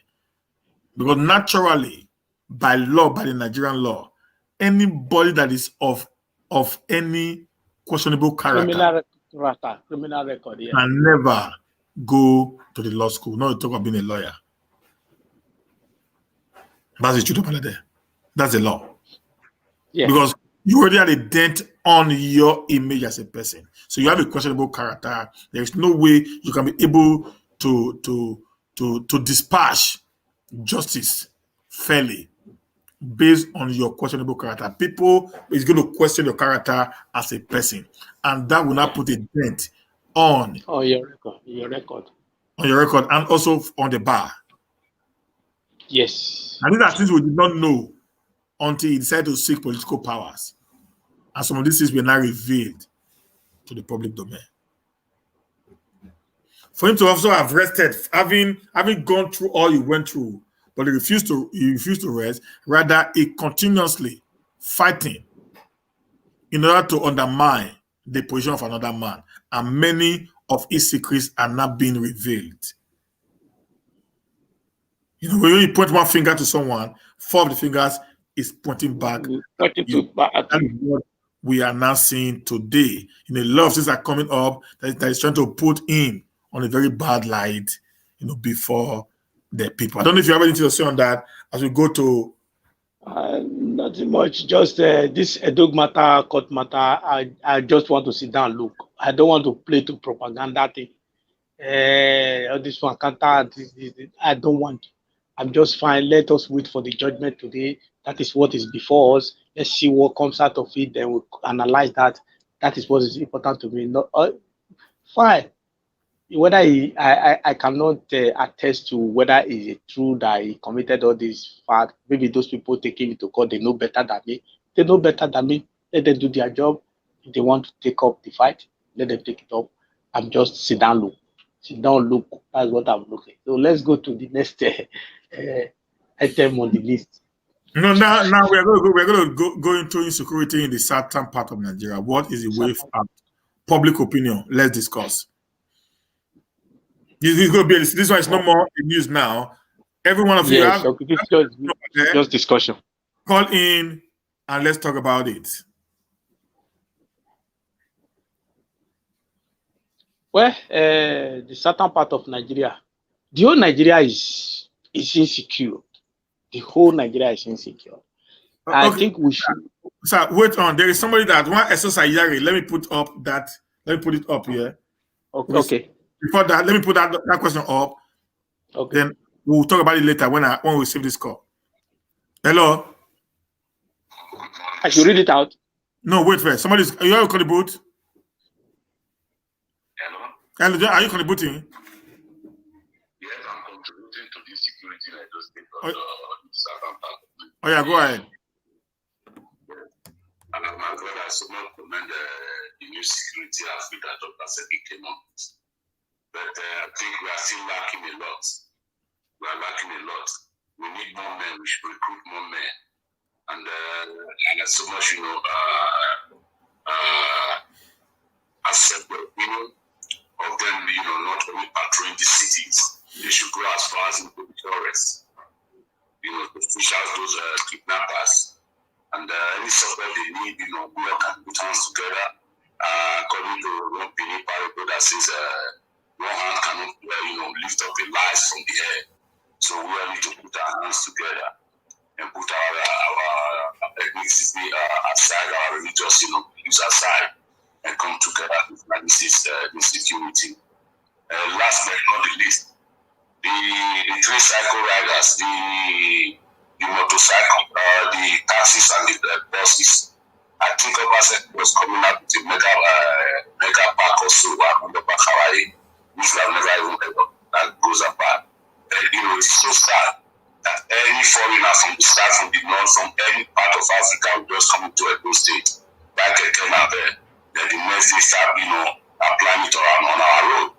Some of them, when you have listen to some of their interviews, they don't speak English. They don't even speak pidgin English. Where are they from? How are we safe with these people? So these are things we really need to go into. In Europe, before you rent a house, your documents, everything tells about where you lived before, around everywhere. So we have, to apply this such a system to our state too, to boost up our security. That's the manageable distribution. So I have money there, I will add more to it. Okay, sir. Thank you very much, sir. Yes, sir. So now somebody said, I know you can read very well. Yes, I can read very well. I want you to tell me how the governor used to work in the country you live. And I want you to also tell me ever since 4 years, what Advocacy do as a governor. Okay, sir. I'm going to tell you this. And I want you to also listen, Ize-Iyamu. Listen carefully. Let's put political affiliation aside. Number one, when Advocacy became a governor in 2016, Edo was not Dubai. Okay? Edo was not London. Edo was not Paris.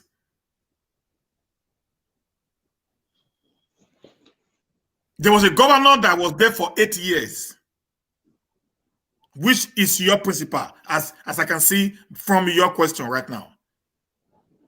He was there for 8 years, 8 years. He did not do what you guys are expecting Advocacy to do in 4 years. That's number one. Number two, Edo has no institutions. And any government that does not have an institution will fail. That is why there is no continuity in Edo State government because of lack of institutions. Rather, we have individualism instead of having an institution. So the government was rounded around one person. In Lokibile, that was Lokibile. The Shomole time was the Shomole. But Advocacy is trying to shift that idea that the government still remains. Is creating institutions that make every state or every government workable. That's why today we now have what we call the Edo job. You think it might not be working. Yeah, it might not be working to the capacity that you want. If the next government comes in and continue with that Edo job, it will become more functional. We have the Edo Best. We have the Edo Hub, where they have 24 power light in Edo State today. It's not there before now. Okay? We have the Edo GIS, where before now, I remember 1.7 million is used to get a CFO, which people now get at the cost of 50,000.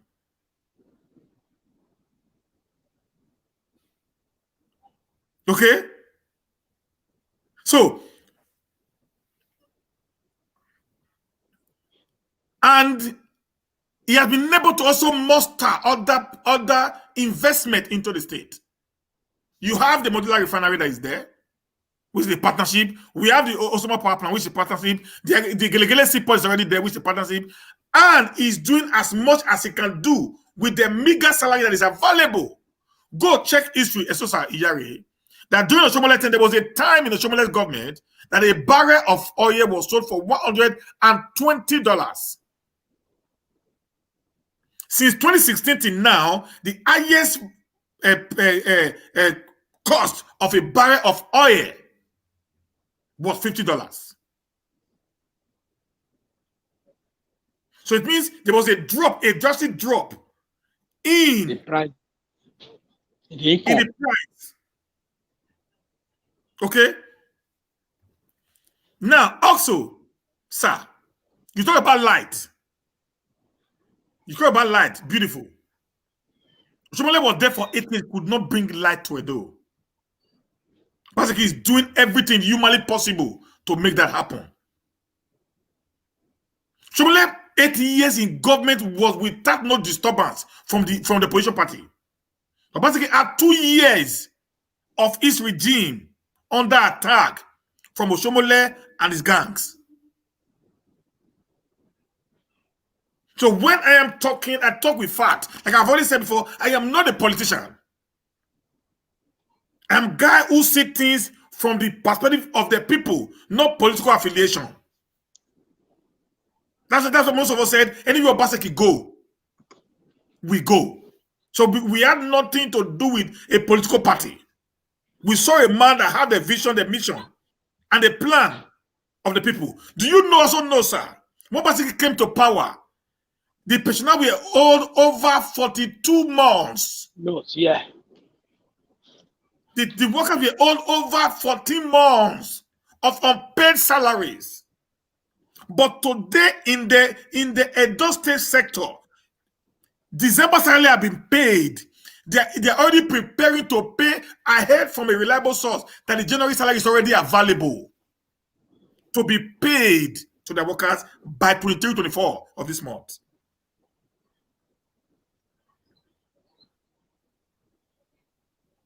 That is a working government.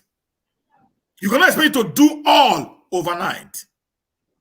People were there. What he had been able to do for a man to be there for that 4 years without owing salary for 1 day, that shows the high level of trust that the man had. Competency. Even private sectors fails. No talk of the government establishment. Even private sectors, they fail to even pay their monthly what's it called?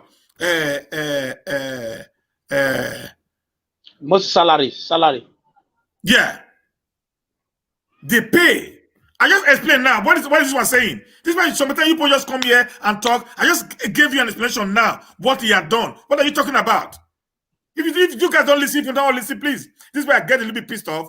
But guys just ask questions based on political affiliation. Just listen. If you don't want to listen, then a guy, just get off the show. If you don't want to listen to what I said, you want to get your own information, you just get off the show. I just gave you now what he had done. You are talking. I just gave you facts and figures of what he had done. You see, okay, my brother, at times, you want to talk to these people, they are not ready to listen. I have experience with them. Yeah, so don't get pissed off about them. Let's try and educate them whether they listen or not. They are carried away with the usual way of doing things in Nigeria, where they build road, Hello, sir. Hold on, let me hear this call. Yeah, go ahead. That commenter, yeah, he or she made a very big mistake. I can recall during Oshomole regime, cartels were running around all primary schools in Benin City. During Oshomole regime, even CNN also came to Benin City. From Buhari, where must be rolling around driving students out of school. Oshomole brought full enhancement into Edo State by having, accord contract with the Northern Caliphate to allow them into Edo State. And we Edo people, we didn't take notice of this thing. But they were telling me, they were, integrating these people into our villages in the name of cattle rearing. So we Edo people, if we are speaking, please let us, know what we are saying or what we are commenting. Oshomole is an evil man. Oshomole, all this insecurity in Edo State. Oshomole is the spare root. Adams Ali Oshomole is the spare root. Edo wa ade assume. Oshomole is the spare root. And don't let us forget, Oshomole is an Islamic act to the caliphate in the south. That's why they say Abuja is the federal mind. Who are the federals? They are the northern caliphate. So Oshomole should just be right off in Edo State. And anybody who wants to comment, who wants to contribute to the program, I'm sorry, it's not my program. Should be knowledge enough and wisdom enough to know what he or she is going to order or to comment. I think this is not a platform for banana it's all this nonsense. Thank you very much, sir.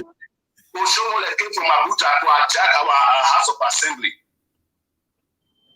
Just to some couple of months ago. What is all these Edo people? Huh? Thank you, my brother. Thank you, sir. Okay, continue your program. Okay, now he said again, look at what he said. He said, there's something he said there, not that, sorry. He said, it's a big shame to celebrate salary and you live in Sweden and you live in Western world. And also, let me answer him. Let me try to answer him. See, you people think now to pay salary is not a big deal.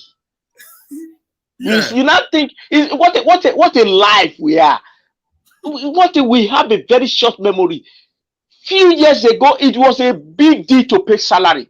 When people were on, civil servants were on 40-something months. It was a big deal, but somebody is now doing it effortlessly. It's no more a big deal. It's not, we don't have to celebrate it because now you will not belong to a camp that you want to push or force on us. See, I think some of us have grown beyond this partisan politics. Yes, you people there should know that some of us have grown beyond partisan politics. Some of us are interested in what will work for everybody. And I will continue to maintain that.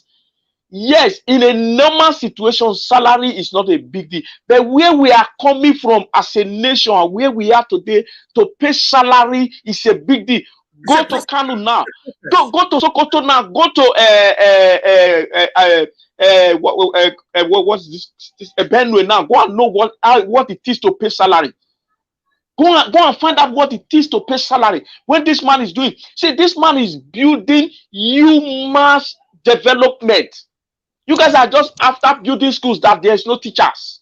Building roads that in the next 10 years, look at the second west that was built under Oshomole first 2 or 3 years that was free. The second west is back to back stage. Because the people cannot manage it. We don't have human beings that can manage it. We still have people that throw dirty inside the gutter like it's a normal thing. When you build human development, it is very easy for you to tell them not to put something inside the gutter. They will listen to you. But when they are not educated, there's no human brain. Hello. You are telling them to not to throw something inside the gutter. They think you are their worst enemy. I have resolved to preach the right thing. Call the boot now. Go ahead, sir. Okay. Yeah. Yeah, like what the last caller said, I just want to contribute a little bit on it. Okay, go ahead. What I think people forgot what happened tomorrow. They only just remember what is happening now. Then now, during Oshomole, people, pensioners were dying in ring roads.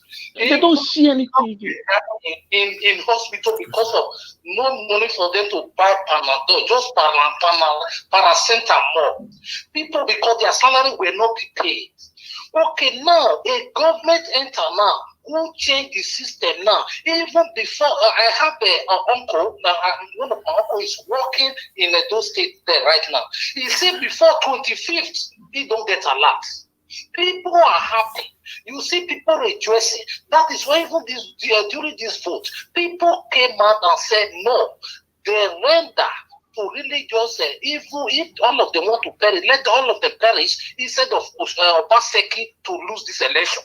People trip out because they know the value of Obaseki. Oshomole, they should think what Oshomole did to even that window woman. You understand now? That is so trading on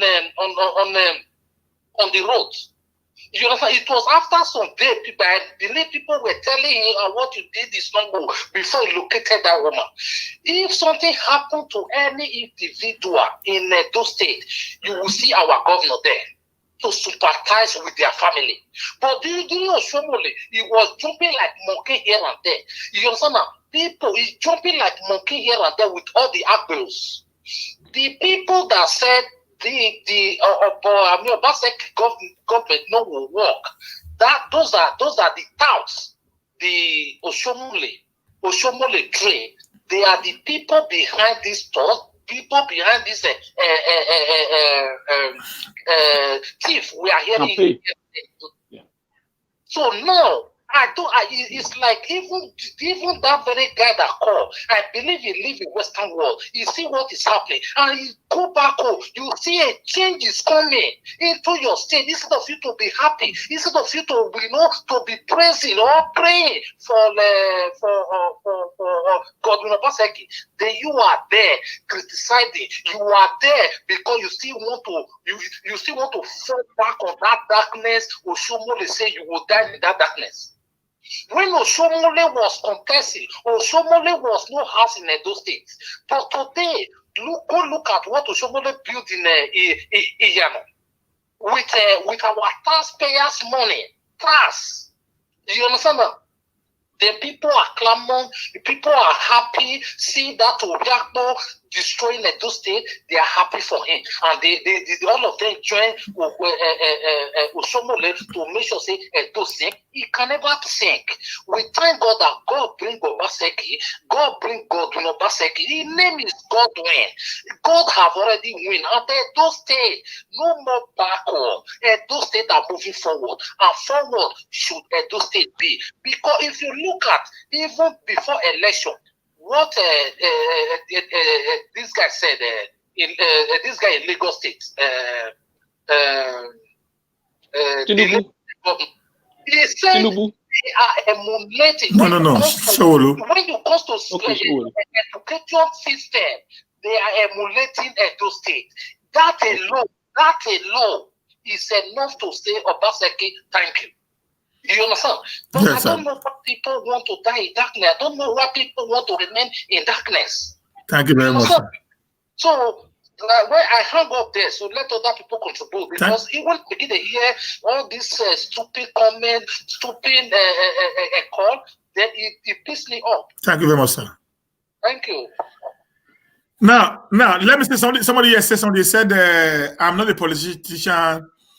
And what about the common man who is not working with the government? Let me also explain to you, Edo son. Let me make something very clear here. This way will make them mistake.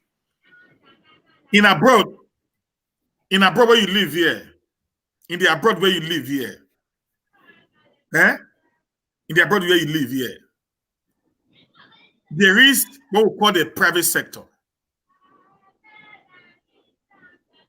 And everybody pays a certain amount of tax to the government. which is not being used to take care of the people. And that is not done by state. It is a federal thing. A state cannot create such. And number two, how can you ascertain who is working in Nigeria today, who is working in Edo State today, who has a job in Edo State today? You feel people don't have a job. Bricklayers in Europe is a job. Service in Europe, we call it EPA, is a job. Cleaners in Europe, where you live, sir, is a job. So those things you call jobs in Europe, in Nigeria, you don't call the jobs. People go to Italy. Thank God I have my sister here. Sister member is here now. They live in Italy. They go and pluck fruit in people's farm. They get paid for it, and they pay tax.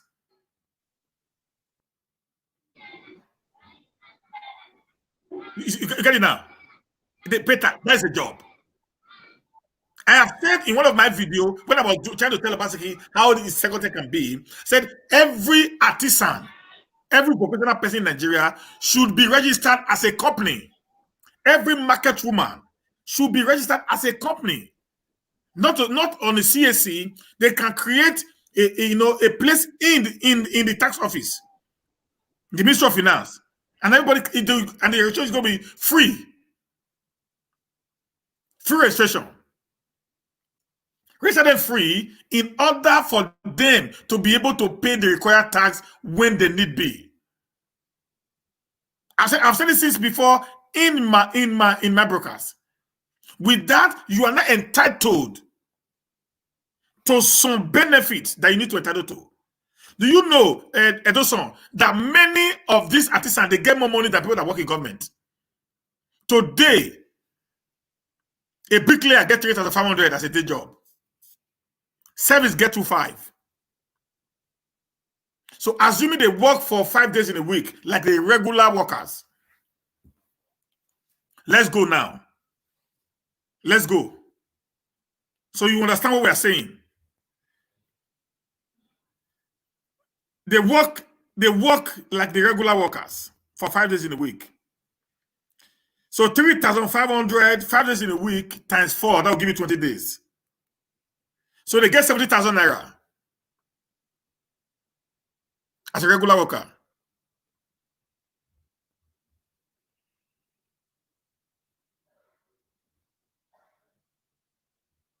Okay. Now, what is the minimum salary in Nigeria today? So you see those people you call artisans that they don't make money. They actually make money more than many of the people who is working in government parastatals. That is just how it works. But because their money comes in on daily basis, we think they're not making money. How many of you know that in London, they pay them per week? In London, they are being paid per week. They receive their salary on weekly basis. Some of them. Even in Sweden, there are some people in Sweden who also get that on a weekly basis.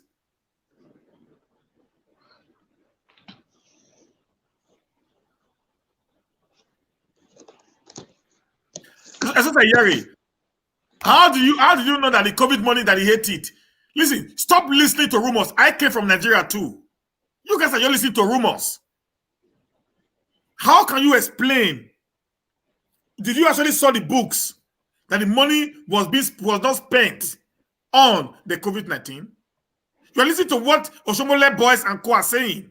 So you are the one that is actually misleading yourself. On the security you say is collecting. Do you know if he actually spends the money? Because people are giving you, listen, it's not money that brings security, guys. No. It's idea. It's ideas. And people understanding. Do you know the security challenges in the country today is as a result of a planned coup against the state? And you also know that it is not armed robbery. It is court-related crimes.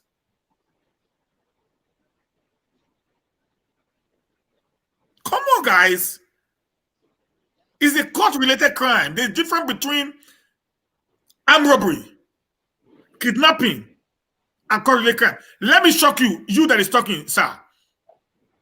Hear this video. Hear this video. Good morning, Nigerians. I am in my hometown, Anegbete, in Isako Central Local Government. This is the net these kidnappers put on the highway so that when the vehicle or when any vehicle is coming, the net will just enter the vehicle, roll the tires, and probably the vehicle will not be able to run again. And the kidnappers will just come automatically. They will block the person and they will kidnap the person. So as at last night, there is this Fulani kidnapper, a boy, it's a Fulani by tribe, as I'm seeing him, because they have spoken to him. He said he's Fulani. Him and himself, him and his gang, they tried to kidnap somebody who was coming to Anegbete last night. And the person, knowing fully well that things like that are about to happen, when he entered the net, he started driving with speed. And the speed was able to cut off the net, but one of them jumped on the vehicle, dragging the steering with the guy. And the man drove with speed, and he brought the guy to Anegbete because the guy held the vehicle very tight. When he brought the vehicle to Anegbete, fortunately, the Vigilante group were able to block them. They were on duty. They were able to block. I think that's the chairman, it's Mr. Monday Osigala. They were able, the Vigilante group, they were on duty. And they blocked them that last night. And they were able to apprehend the guy. I'm going there right now. People will see the Fulani guy we are talking about. Funny enough, the funniest thing now is this, that when this guy was apprehended last night, he has been boasting that he has been to area command and that they have always released him. That criminals will never finish in Nigeria. And that no matter how they torture him, he is not going to say anything. So now you say no matter what the police do, you not go talk anything, Abi. You not go talk. And you go continue to talk. So guys, you got that now.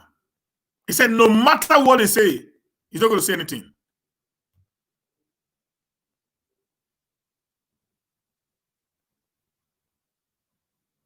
No matter what they say, he's not going to say anything.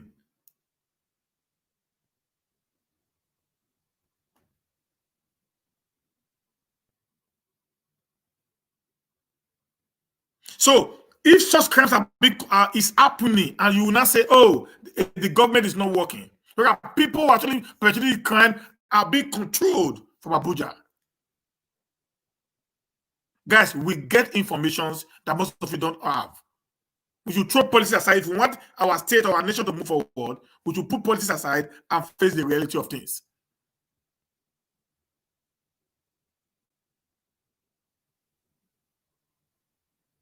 Okay, guys. Edison, listen, it's like you are mistaking the whole thing. If you are talking about the entire Nigerian system that is not working, we will listen. But if you're not talking about one man, because you want to paint the government of Obaseki bad, that I will not accept. Oshomole used over 10 billion to build an hospital without no equipment. 10 billion. 10 billion without no equipment. 10 billion naira without no equipment. Today, the hospital is working under Obaseki's regime.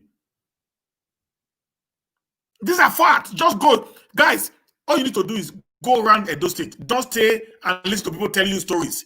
Go to Benin.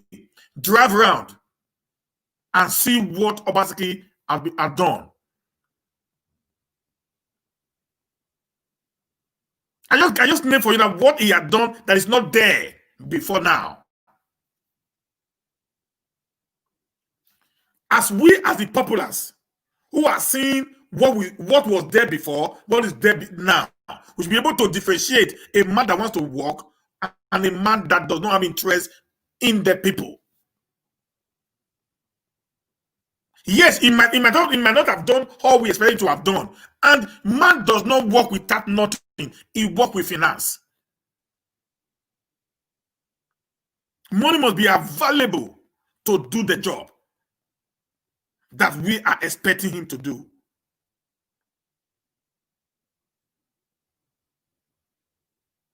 That's the truth, guys. Yeah. Okay. Most hospitals in Europe today, they work as private. We want for you to want a nation to move forward, you must take responsibility away from the state and the federal government and put it in the hands of the private people. That's how it works. The company you work for, sir, in wherever you are living in Europe or in America, who owns the company? Is it government or private sector? I beg, I don't answer some of these things, sir. And I know say guess I don't feel the guess of things I don't feel the answer because it's not working for me. It's making me a little bit apprehensive. Okay, guys, I need to go today, and I'm going to be on Monday, Tuesday, and Wednesday, Thursday for 4 days. I'm not going to be on live, but our brother Emmanuel is going to take over the show from me. Okay, guys, Emmanuel is going to take over the show from me. Monday, Tuesday, Wednesday, Thursday. And I believe that with that, we can be able to go well and do much for ourselves.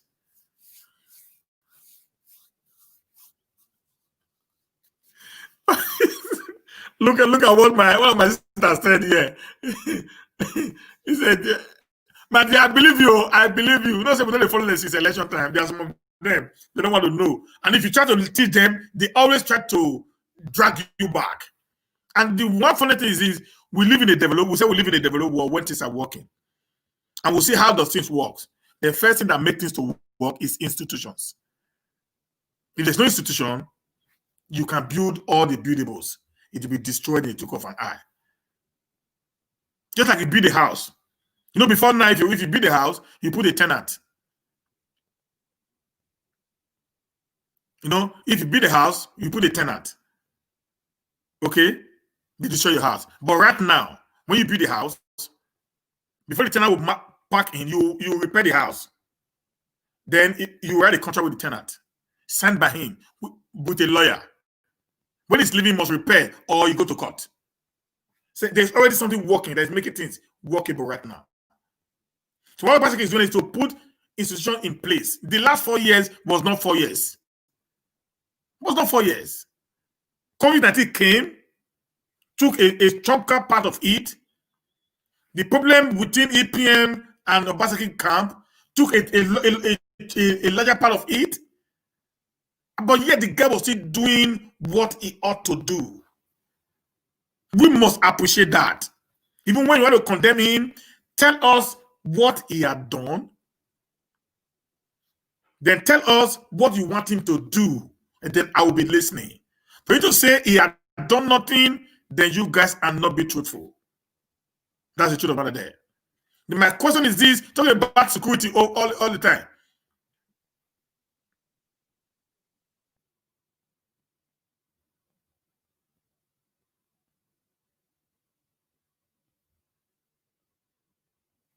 This exercise doesn't even know what he's talking about. I think I don't think you actually know what you're talking about at all. Do you know how much it takes to buy a ventilator? Brasusa, I don't know if he's a man or a woman. Please don't listen to side talks. Do verifications by yourself. Don't listen to side talks. Get yourself verified. Then you understand how things works in every nation. Do you know how much Americans spent on COVID? They spent billions and billions of dollars, not naira.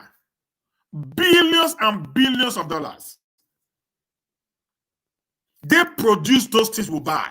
We don't produce.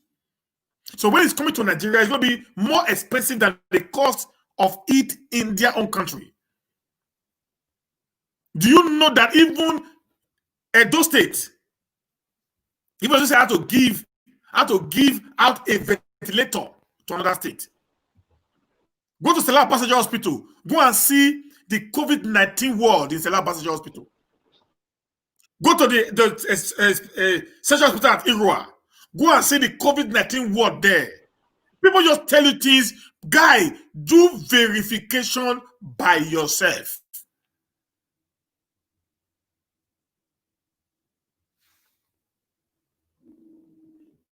Hello, Mr. Emma.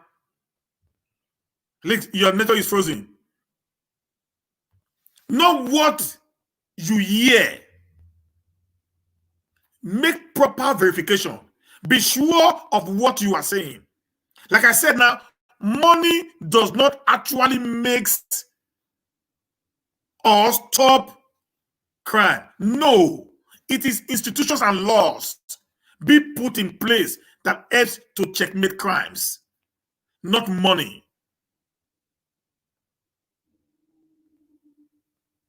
I have not seen a soldier in this country. I'm getting close to 20 years now. I've not seen a soldier. Yeah. I've not seen a Navy officer. I only see a policeman. And the policeman only carry a pistol and handcuff. That's all I see in Sweden. So you're not going to tell me that Sweden government also pump so much money on security. No. What is the pump money on? On institutions. Do you know in Sweden, if you don't know, that in this country today, Mr. Man, are you there? Yeah, I'm here. Okay. In this country today, sir, if a criminal comes to your house, somebody comes to rob you, the law here says you should allow you to rob you and go. Yes. Wow. That's law. And if when they are robbing you, you shoot a criminal in your house, you go to jail for murder.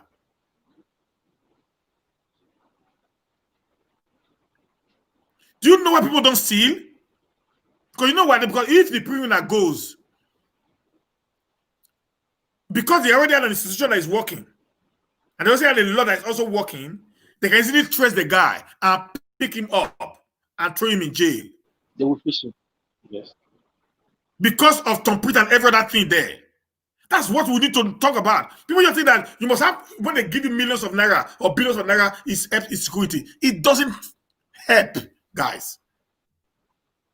It doesn't help. It's not the money. It's an institution. Is it working?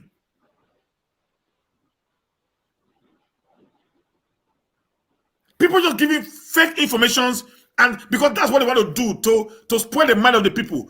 Go to Nigeria today. Go and ask Nigeria which state, apart from Lagos State, that the federal government was pumping money into, the next state that actually fought COVID-19 head high was Obaseki's Edo State. Even to a point, even when other state locked, Obaseki said it was not locking down.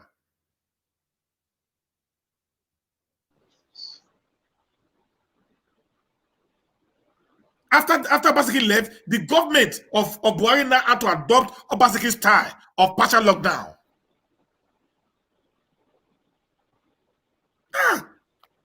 These are achievements in a developed world.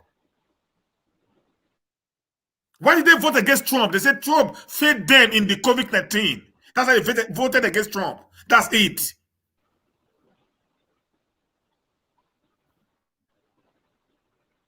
So we just come here every time we try to create, what is the money that he took? How did he take the money? Did not take. Come on, guys. They gave him money. Have you actually verified if the money was spent? But people just tell you, no, you did not spend the money. Oh. Listen, if you have seen money before, if you have 100 million naira today, you want to build a good house, a very good house, it will not carry it.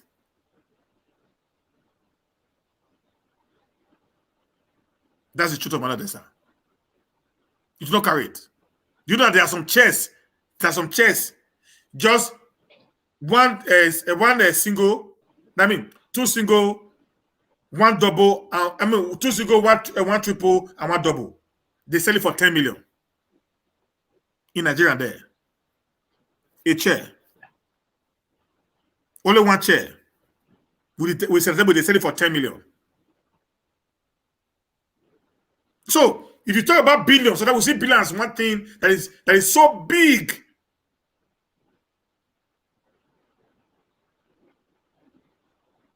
It's nothing. In the Nigeria of today, the numbers are big, but the value is worthless.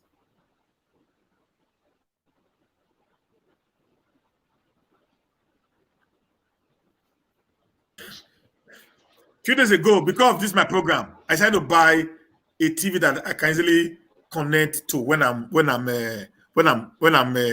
So it makes it easier for me.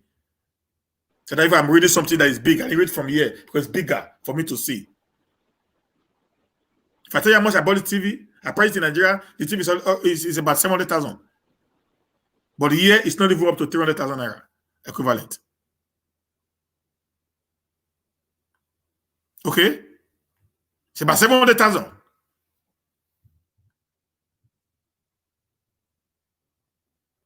In Nigeria. But it's not up to. But you think that, oh, they're just giving money. The money is big. The money is big. The money is big. The money is big.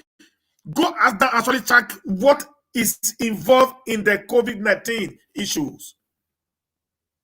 What is involved in putting security in the right place in Nigeria or in Edo State? You understand that some of this money we talk about today is not even working. The Nigerian police is being taken care of by the state government. Go and ask anybody.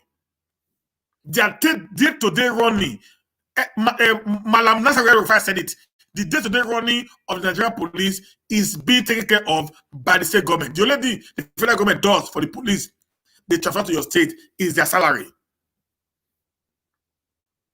Their cars are being bought by the state government. It's being fueled by the state government. Everything they do is being done by the state government. If you put this together, you understand what I'm talking about. Maybe that travel home that drive big cars in Nigeria. If you spend 1 month in Nigeria, you are spending about 300,000 on fuel on your car. 300,000. But you don't know how you spend 300,000. If you tell someone that you spend 300,000, you're going to say, it's a lie. That's what you spent just to maintain your car. For that 1 month you're going to spend. So this is how it works. So if you go home with millions, so that's 3 million naira, you will leave Nigeria without not even buying a land for the 3 million. You cannot even attest to what the money went into. This is how government is, guys.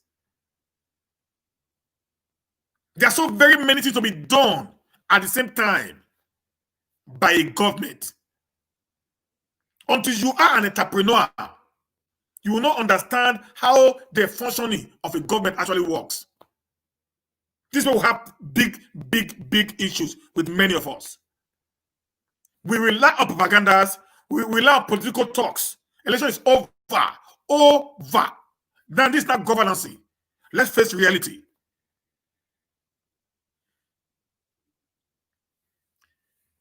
Okay, if Ize-Iyamu has not been able to even make his farm,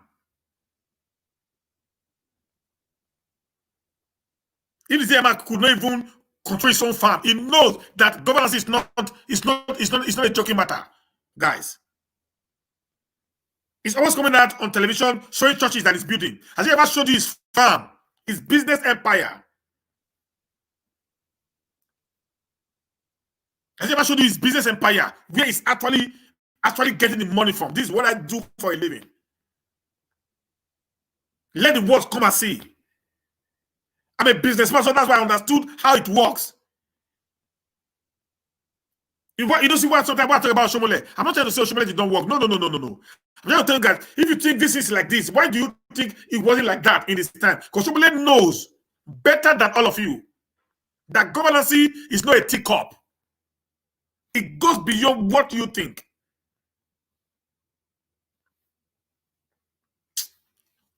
I bet, guys, like I was saying now, I'm going to be out Monday, Tuesday, Wednesday, Thursday.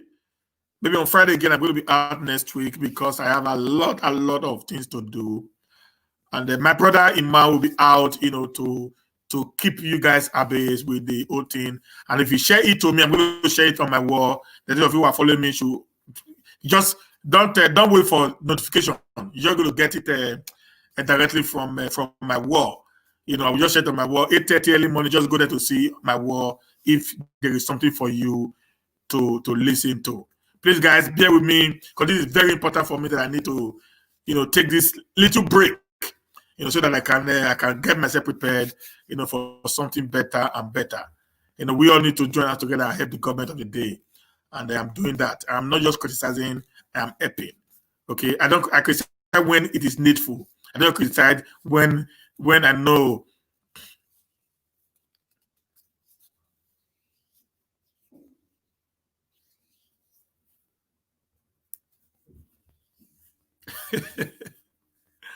Oh, God will help us, Sister Amebe. God will help us. It is well. Thank you guys for today. Thank you guys for this week. I love you guys. My sister, my dear Mercy, you are my backbone. You are Sister Amebe, my backbone. When I see you too, I know say that day goes sweet. Anybody that is not talking well, you are there to reply them so very well. Sister Yvonne, you came late. Sister Yvonne came very, very late today. How are you doing, ma? Sister Mercy, that's my PA. That's my personal PA. I appreciate you guys. Sister, I thank you anyways for your time. And the Edo son, yeah, I have my number. If you check this very particular program, my number is on it. If you are following me on Facebook, just go down. My number is the WhatsApp number that I dropped there. You can get me on that very number. Okay. You can get me on that number and we can talk later. Maybe I can explain things better to you.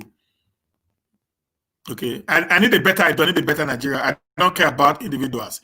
But when a man is trying, we should always, tell him that he's trying. When we cry that the security situation in the state, you see is already working out something to bring the state back to normal. Then we must always appreciate that. We must always appreciate that. We must always appreciate that. We must always do that. We must always appreciate that. Somebody's working, must say, yeah, you are working. Not like, oh, no. He's not doing anything. It's not like that. No, governance is not like that. In your own homes, I want to ask somebody a question here. In your own house, is it everything you promise your wife that you fulfill? Is it everything you promise your children that you fulfill?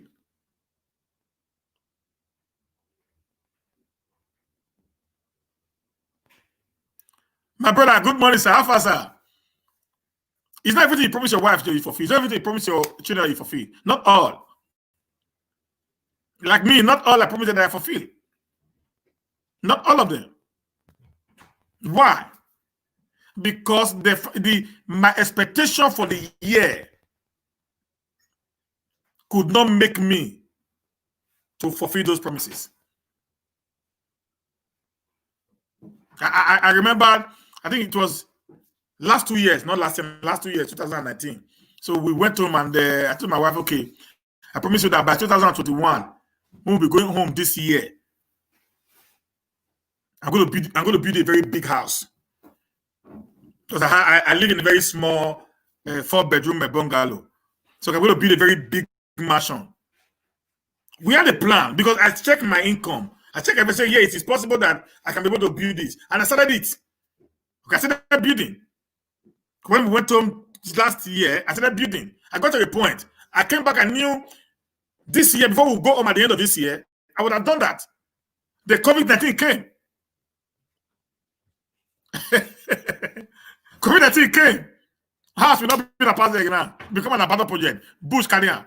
Rabbit and snake, all of it don't take over the small one we built for ground. That's just how it works. I had a good intention. I promised them because why?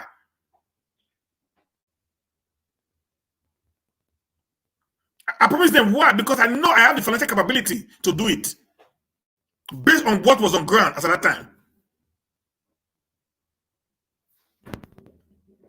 Okay. I had it. So I was convinced that I can actually do that. My number is there. I was convinced that I can actually do that. Because I know, okay, this is salary I will work, this is the business I was doing, this money is going to come in. If I put all this money together, I can be able to achieve that very particular objectives. Then, while we were still talking, COVID-19 struck. The job stopped, the business income dropped drastically. Then what am I going to do? I didn't promise because I felt I was just going to make promise. I promised because I've already had a budget, what we call budget, down for the year. Budget is a planned expenditure with an expected income. Not income at hand, expected income.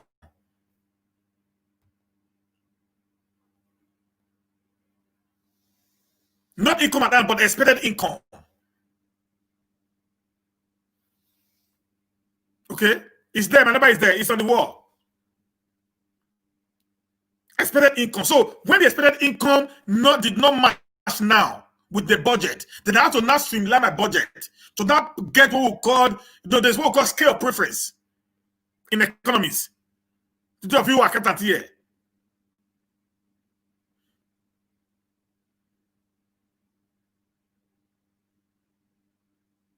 We have to put a scale preference. So what do I need to do first, which is very, very important to the welfare of the people, of my family now?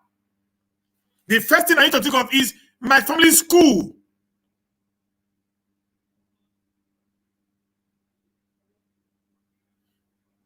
My family's school. My children's school is important. Their feeding is important. They must have a home. They must have a home. They're going to stay in. These are important. So I have to pick that one first. Now check the balance that I have with me. Is it okay to meet up with those, financial demands? If yes, good. Then if I don't have an extra, that's why I will not go to the luxury that I made promise to my wife. Or that's just how it works. And also, okay, now, because I told them I was going to build a house at the end of this year, then I'll carry all my money now and leave my family to suffer and go and build a house. Now, that doesn't make you a good leader. Yes, it is called unforeseen circumstances. Okay? It's same in government. That's what I'm saying. That's what I'm explaining. That's how it works in government. They have a plan. Why do we have their budget? The federal government is had the benchmark of $50 per barrel. And the barrel of oil dropped down to $30. That budget will not be actualized. That's why they call it a budget, a plan work. So if they have the same money, then they can be able to actualize every bit and byte of that budget. But when that is not done, you can't do it, guys. That's why it is called government.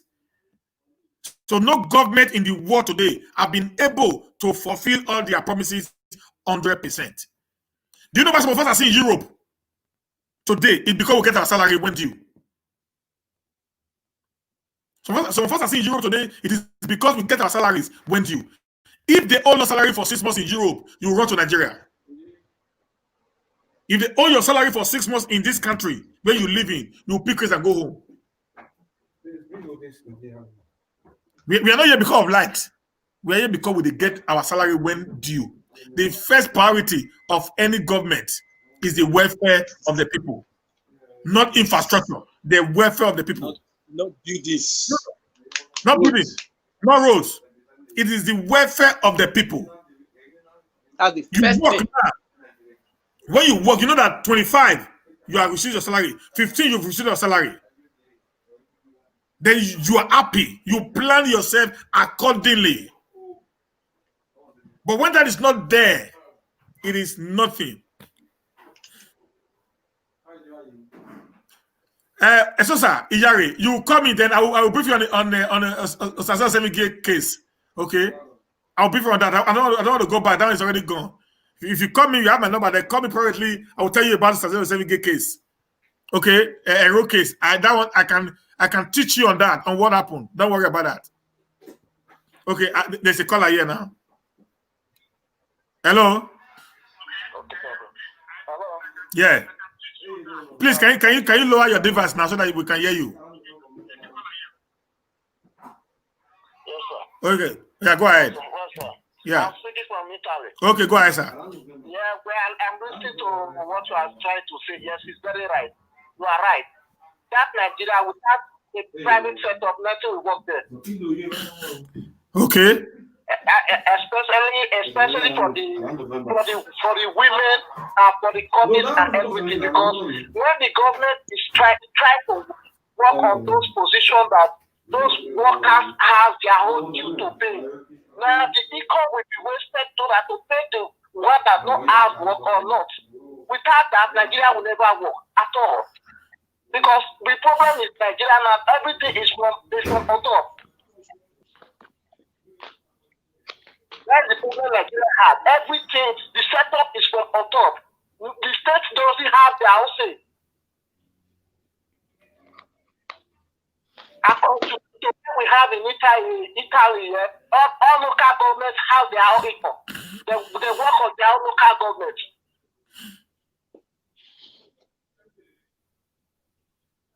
Yeah, I hear that now. Yes. What Advocacy will do, if anybody tries to get to Advocacy, what he will just do, especially the problem is Nigeria is junior. It's too much.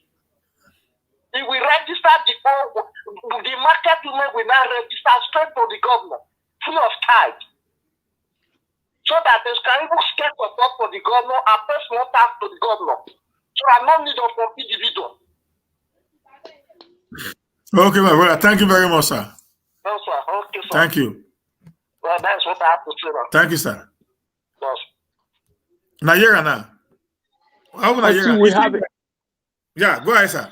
Until we have a leader, a government, whether from president to governor, local government, that is ready to invest in human beings. Human beings, not road. Those roads, bridges, stadiums, they are secondary. Human beings is the way to go. When you invest in human beings, things will flow and flow well for you. But when you begin to invest in individual, you pick one Agberu and invest in that one becomes so powerful that it can threaten the governor, can threaten the president. You are missing it. What these people that are against this government, what they are missing is this. They are missing the time where the governor will invite them to the governor's house, tell them, okay, what do you want? They will just come with a proposal. They want to tie this road.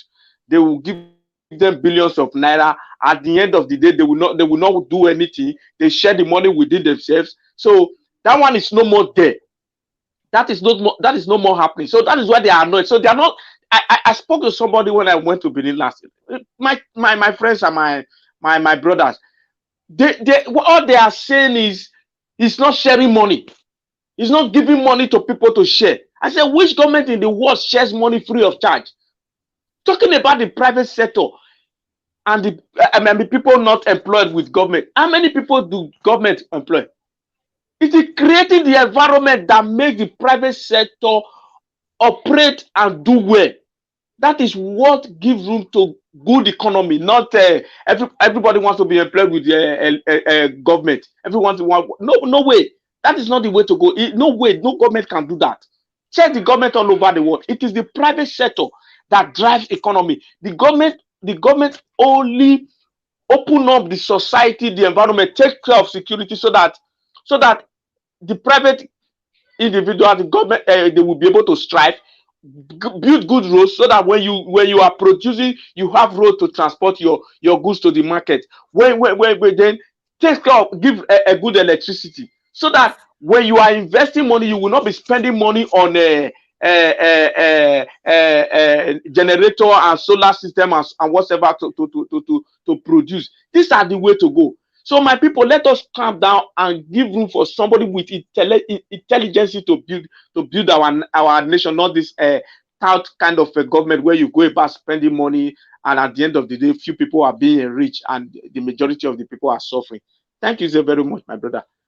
Yeah, because this is the issue now we are trying to say now. Because the old way of government is not about security now. It's completely different. That's the way that is breaking out of that. It's a little difficult for many people to actually understand. Yes. And that's why I'm telling you guys, I say, sir, do not turn away from what you did in the last 4 years. Don't allow people to make you to look as if you are not a politician. You don't need to be a politician to govern the people. Do your best. Make things work. And at the end of the day, let your name be written in the books of the Obemudias and the Alis. And let me say something here. Many of you here who are supporting, who are against Obaseki today, how many of you actually come out to talk about land grabbers, community selling lands in your community? A community land is supposed to belong to the government. I've also made a proposal here on this show. As I said, many people are going to hate me because of what I stand for.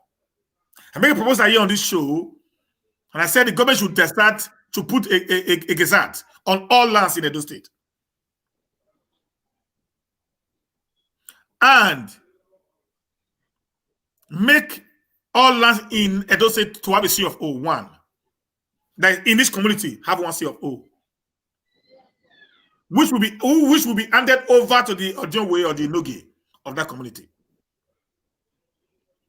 Any point that want to buy a land because it's already gazetted, based on the way manner it was parted by the government. This is what they do in Europe. People don't part land, government does. The Ministry of Land and Survey in Western world part lands. Because they already had a master plan, at least draw a master plan on how the Edo State should look like, which they abandoned. People now sell lands and part land the way they want. Now, if the government does this, let you now have, let's say, Ize-Iyamu community, for example. Maybe there are about 2,000 100 by 100 plot there. And before you will pay to the community, you must do a verification at the Ministry of Land and Survey to be sure that that land is actually for residential purpose or for commercial purpose. Also, you must also know that there are some land, there are some areas that you don't build a story building on. You have to build, maybe some areas you're going to be downstairs, the other is going to be upstairs. You have to know which design are the government created in that area. Then when you not pay, the government is already aware that you paid. Now, this will not make the communities who not just sell land and grab all the money to also pay some percentage to the coffers of the government. All these CDA boys and their ogas are living large at the expense of the government. Yes. Many of us are crying. The government is not making roads in the new layers that is being created by these people. Whereas the people are not actually getting money. The government is not actually getting money from the lands that is sold as high as 10 million naira on a 100 by 100 plot. Yes. If it's the responsibility of the government to not tie those rules, to bring basic amenities to those new communities, the government should also have a share in the proceeds from the sales of lands. Yes. Yeah. In those communities. What do you want the government to use in making roads for your community when you sell the land and you are building mansions, buying cars?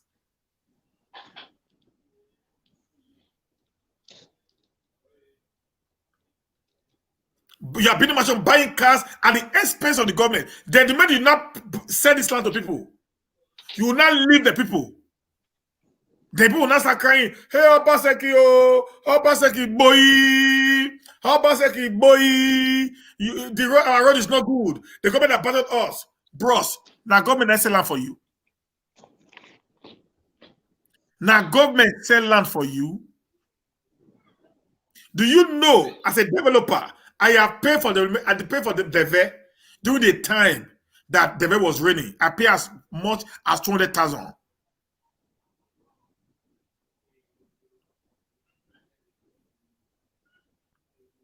As much as 22 200,000. Let's hello.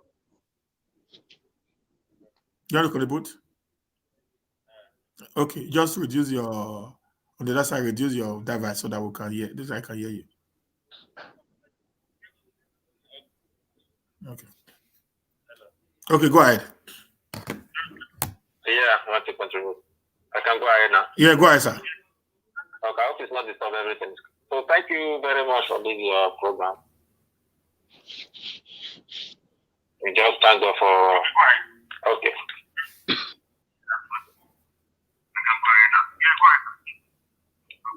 Please just reduce the one you're using. If you reduce it, then you will hear. If not, it will be disturbing you. Okay. Yeah, now I'm hearing. Let me do it now. So I want to quickly throw my own contribution. You see, the problem is we in diaspora, because I saw this here. Let him off it. Okay, so we in diaspora, we need to put our hands together to really see how possible we can really tell our people the truth. What we are suffering in Nigeria is a lack of system. We don't have any system in place to help the government. So as a result of that, we are finding it very difficult now to help our people. Nothing is working in Nigeria. What we need is restructuring. There is no system in place to really drive the country forward. Nigeria is already a collapsed and rotten nation. Let's not tell our people the truth that it's not going to work. It's not working. Let's start for restructuring. Because everything, look, we're talking about land. We don't have a system to sell land. We don't have a system to build house. We're talking about taxation. We don't have taxation system. We're talking about security. We don't have anything in place to secure the life of our people. You understand me? So let us be serious. There is no Italian have a system. Sweden have a system. The German have a system. So at the end of it, they are all heading somewhere. And where are they heading to? It's suffering because of the system in place. We don't have electricity. How are you going to run the economy of the country? We don't have identity. How are you going to take care of our people? If we don't have roads, how are you going to invest in the life of our people? If government decide to construct road and is employing our people, is paying them well, like the way they pay in advance country. Road workers here, they earn a lot of money. Once you're a road worker, car is not your problem. House is not your problem. But in Nigeria, we call them implicate.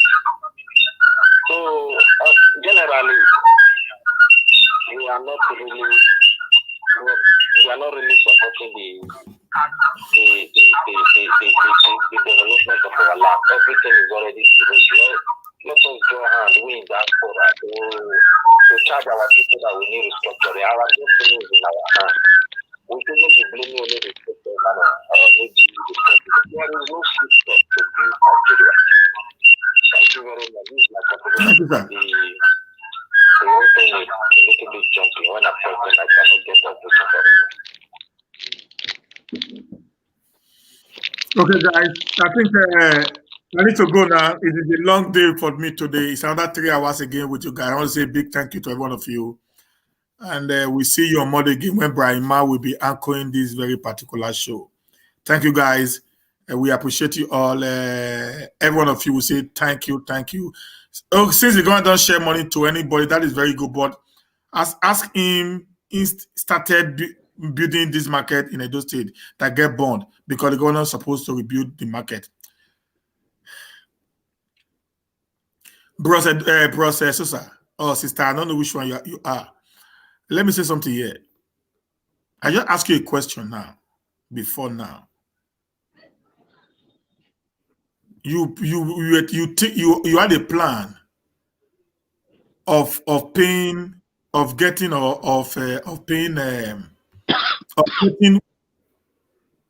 50 million in a year. That's your plan. You work it out. That is workable based on your income and everything we're doing. Yeah. Okay. Now you're not budgeted. Okay, that I'm going to do this by 2021. That's as of last year. Yeah, along the line, COVID-19 came.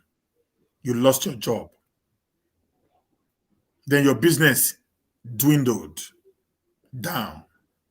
Like those of them that actually had farms, poultry farm, they suffered a lot of setback in Nigeria during the COVID time because most of those food factories were not opening. Okay. Now maybe your income now fell by 50%. It means you're going to make 25 million then, not 50 million anymore. We used to do the same thing that you plan to do last year. No talk of adding another burden One budget to it. Now. Simple. I just try to make it so easy that you don't need to start arguing over it. You make it easy, simple, pure, and beautiful, guys. I don't know. I'm not a politician. Like I always say that. I don't want to be a politician. I don't want to work for anybody. I just want to do my own and just move on. Thank you, guys. We love you. See you on Monday again. Have a blessed weekend. And my brother is going to be the one who's going to anchor it Monday. Okay, you guys get ready. It's going to be tough with him. And I'm going to see how much we are going to go with that. Okay, guys. Thank you, guys. Thank you so much. Thank you so much. Have a blessed weekend after a very good day. Thank God I enjoyed it. It's one of the reasons why we are here. Yes, talk to us. Communicate with us. Let us hear your whole side of the matter. We are ready to attend to you. That is why we are here. So have a blessed weekend. See you on Monday. God bless. Thank you, guys.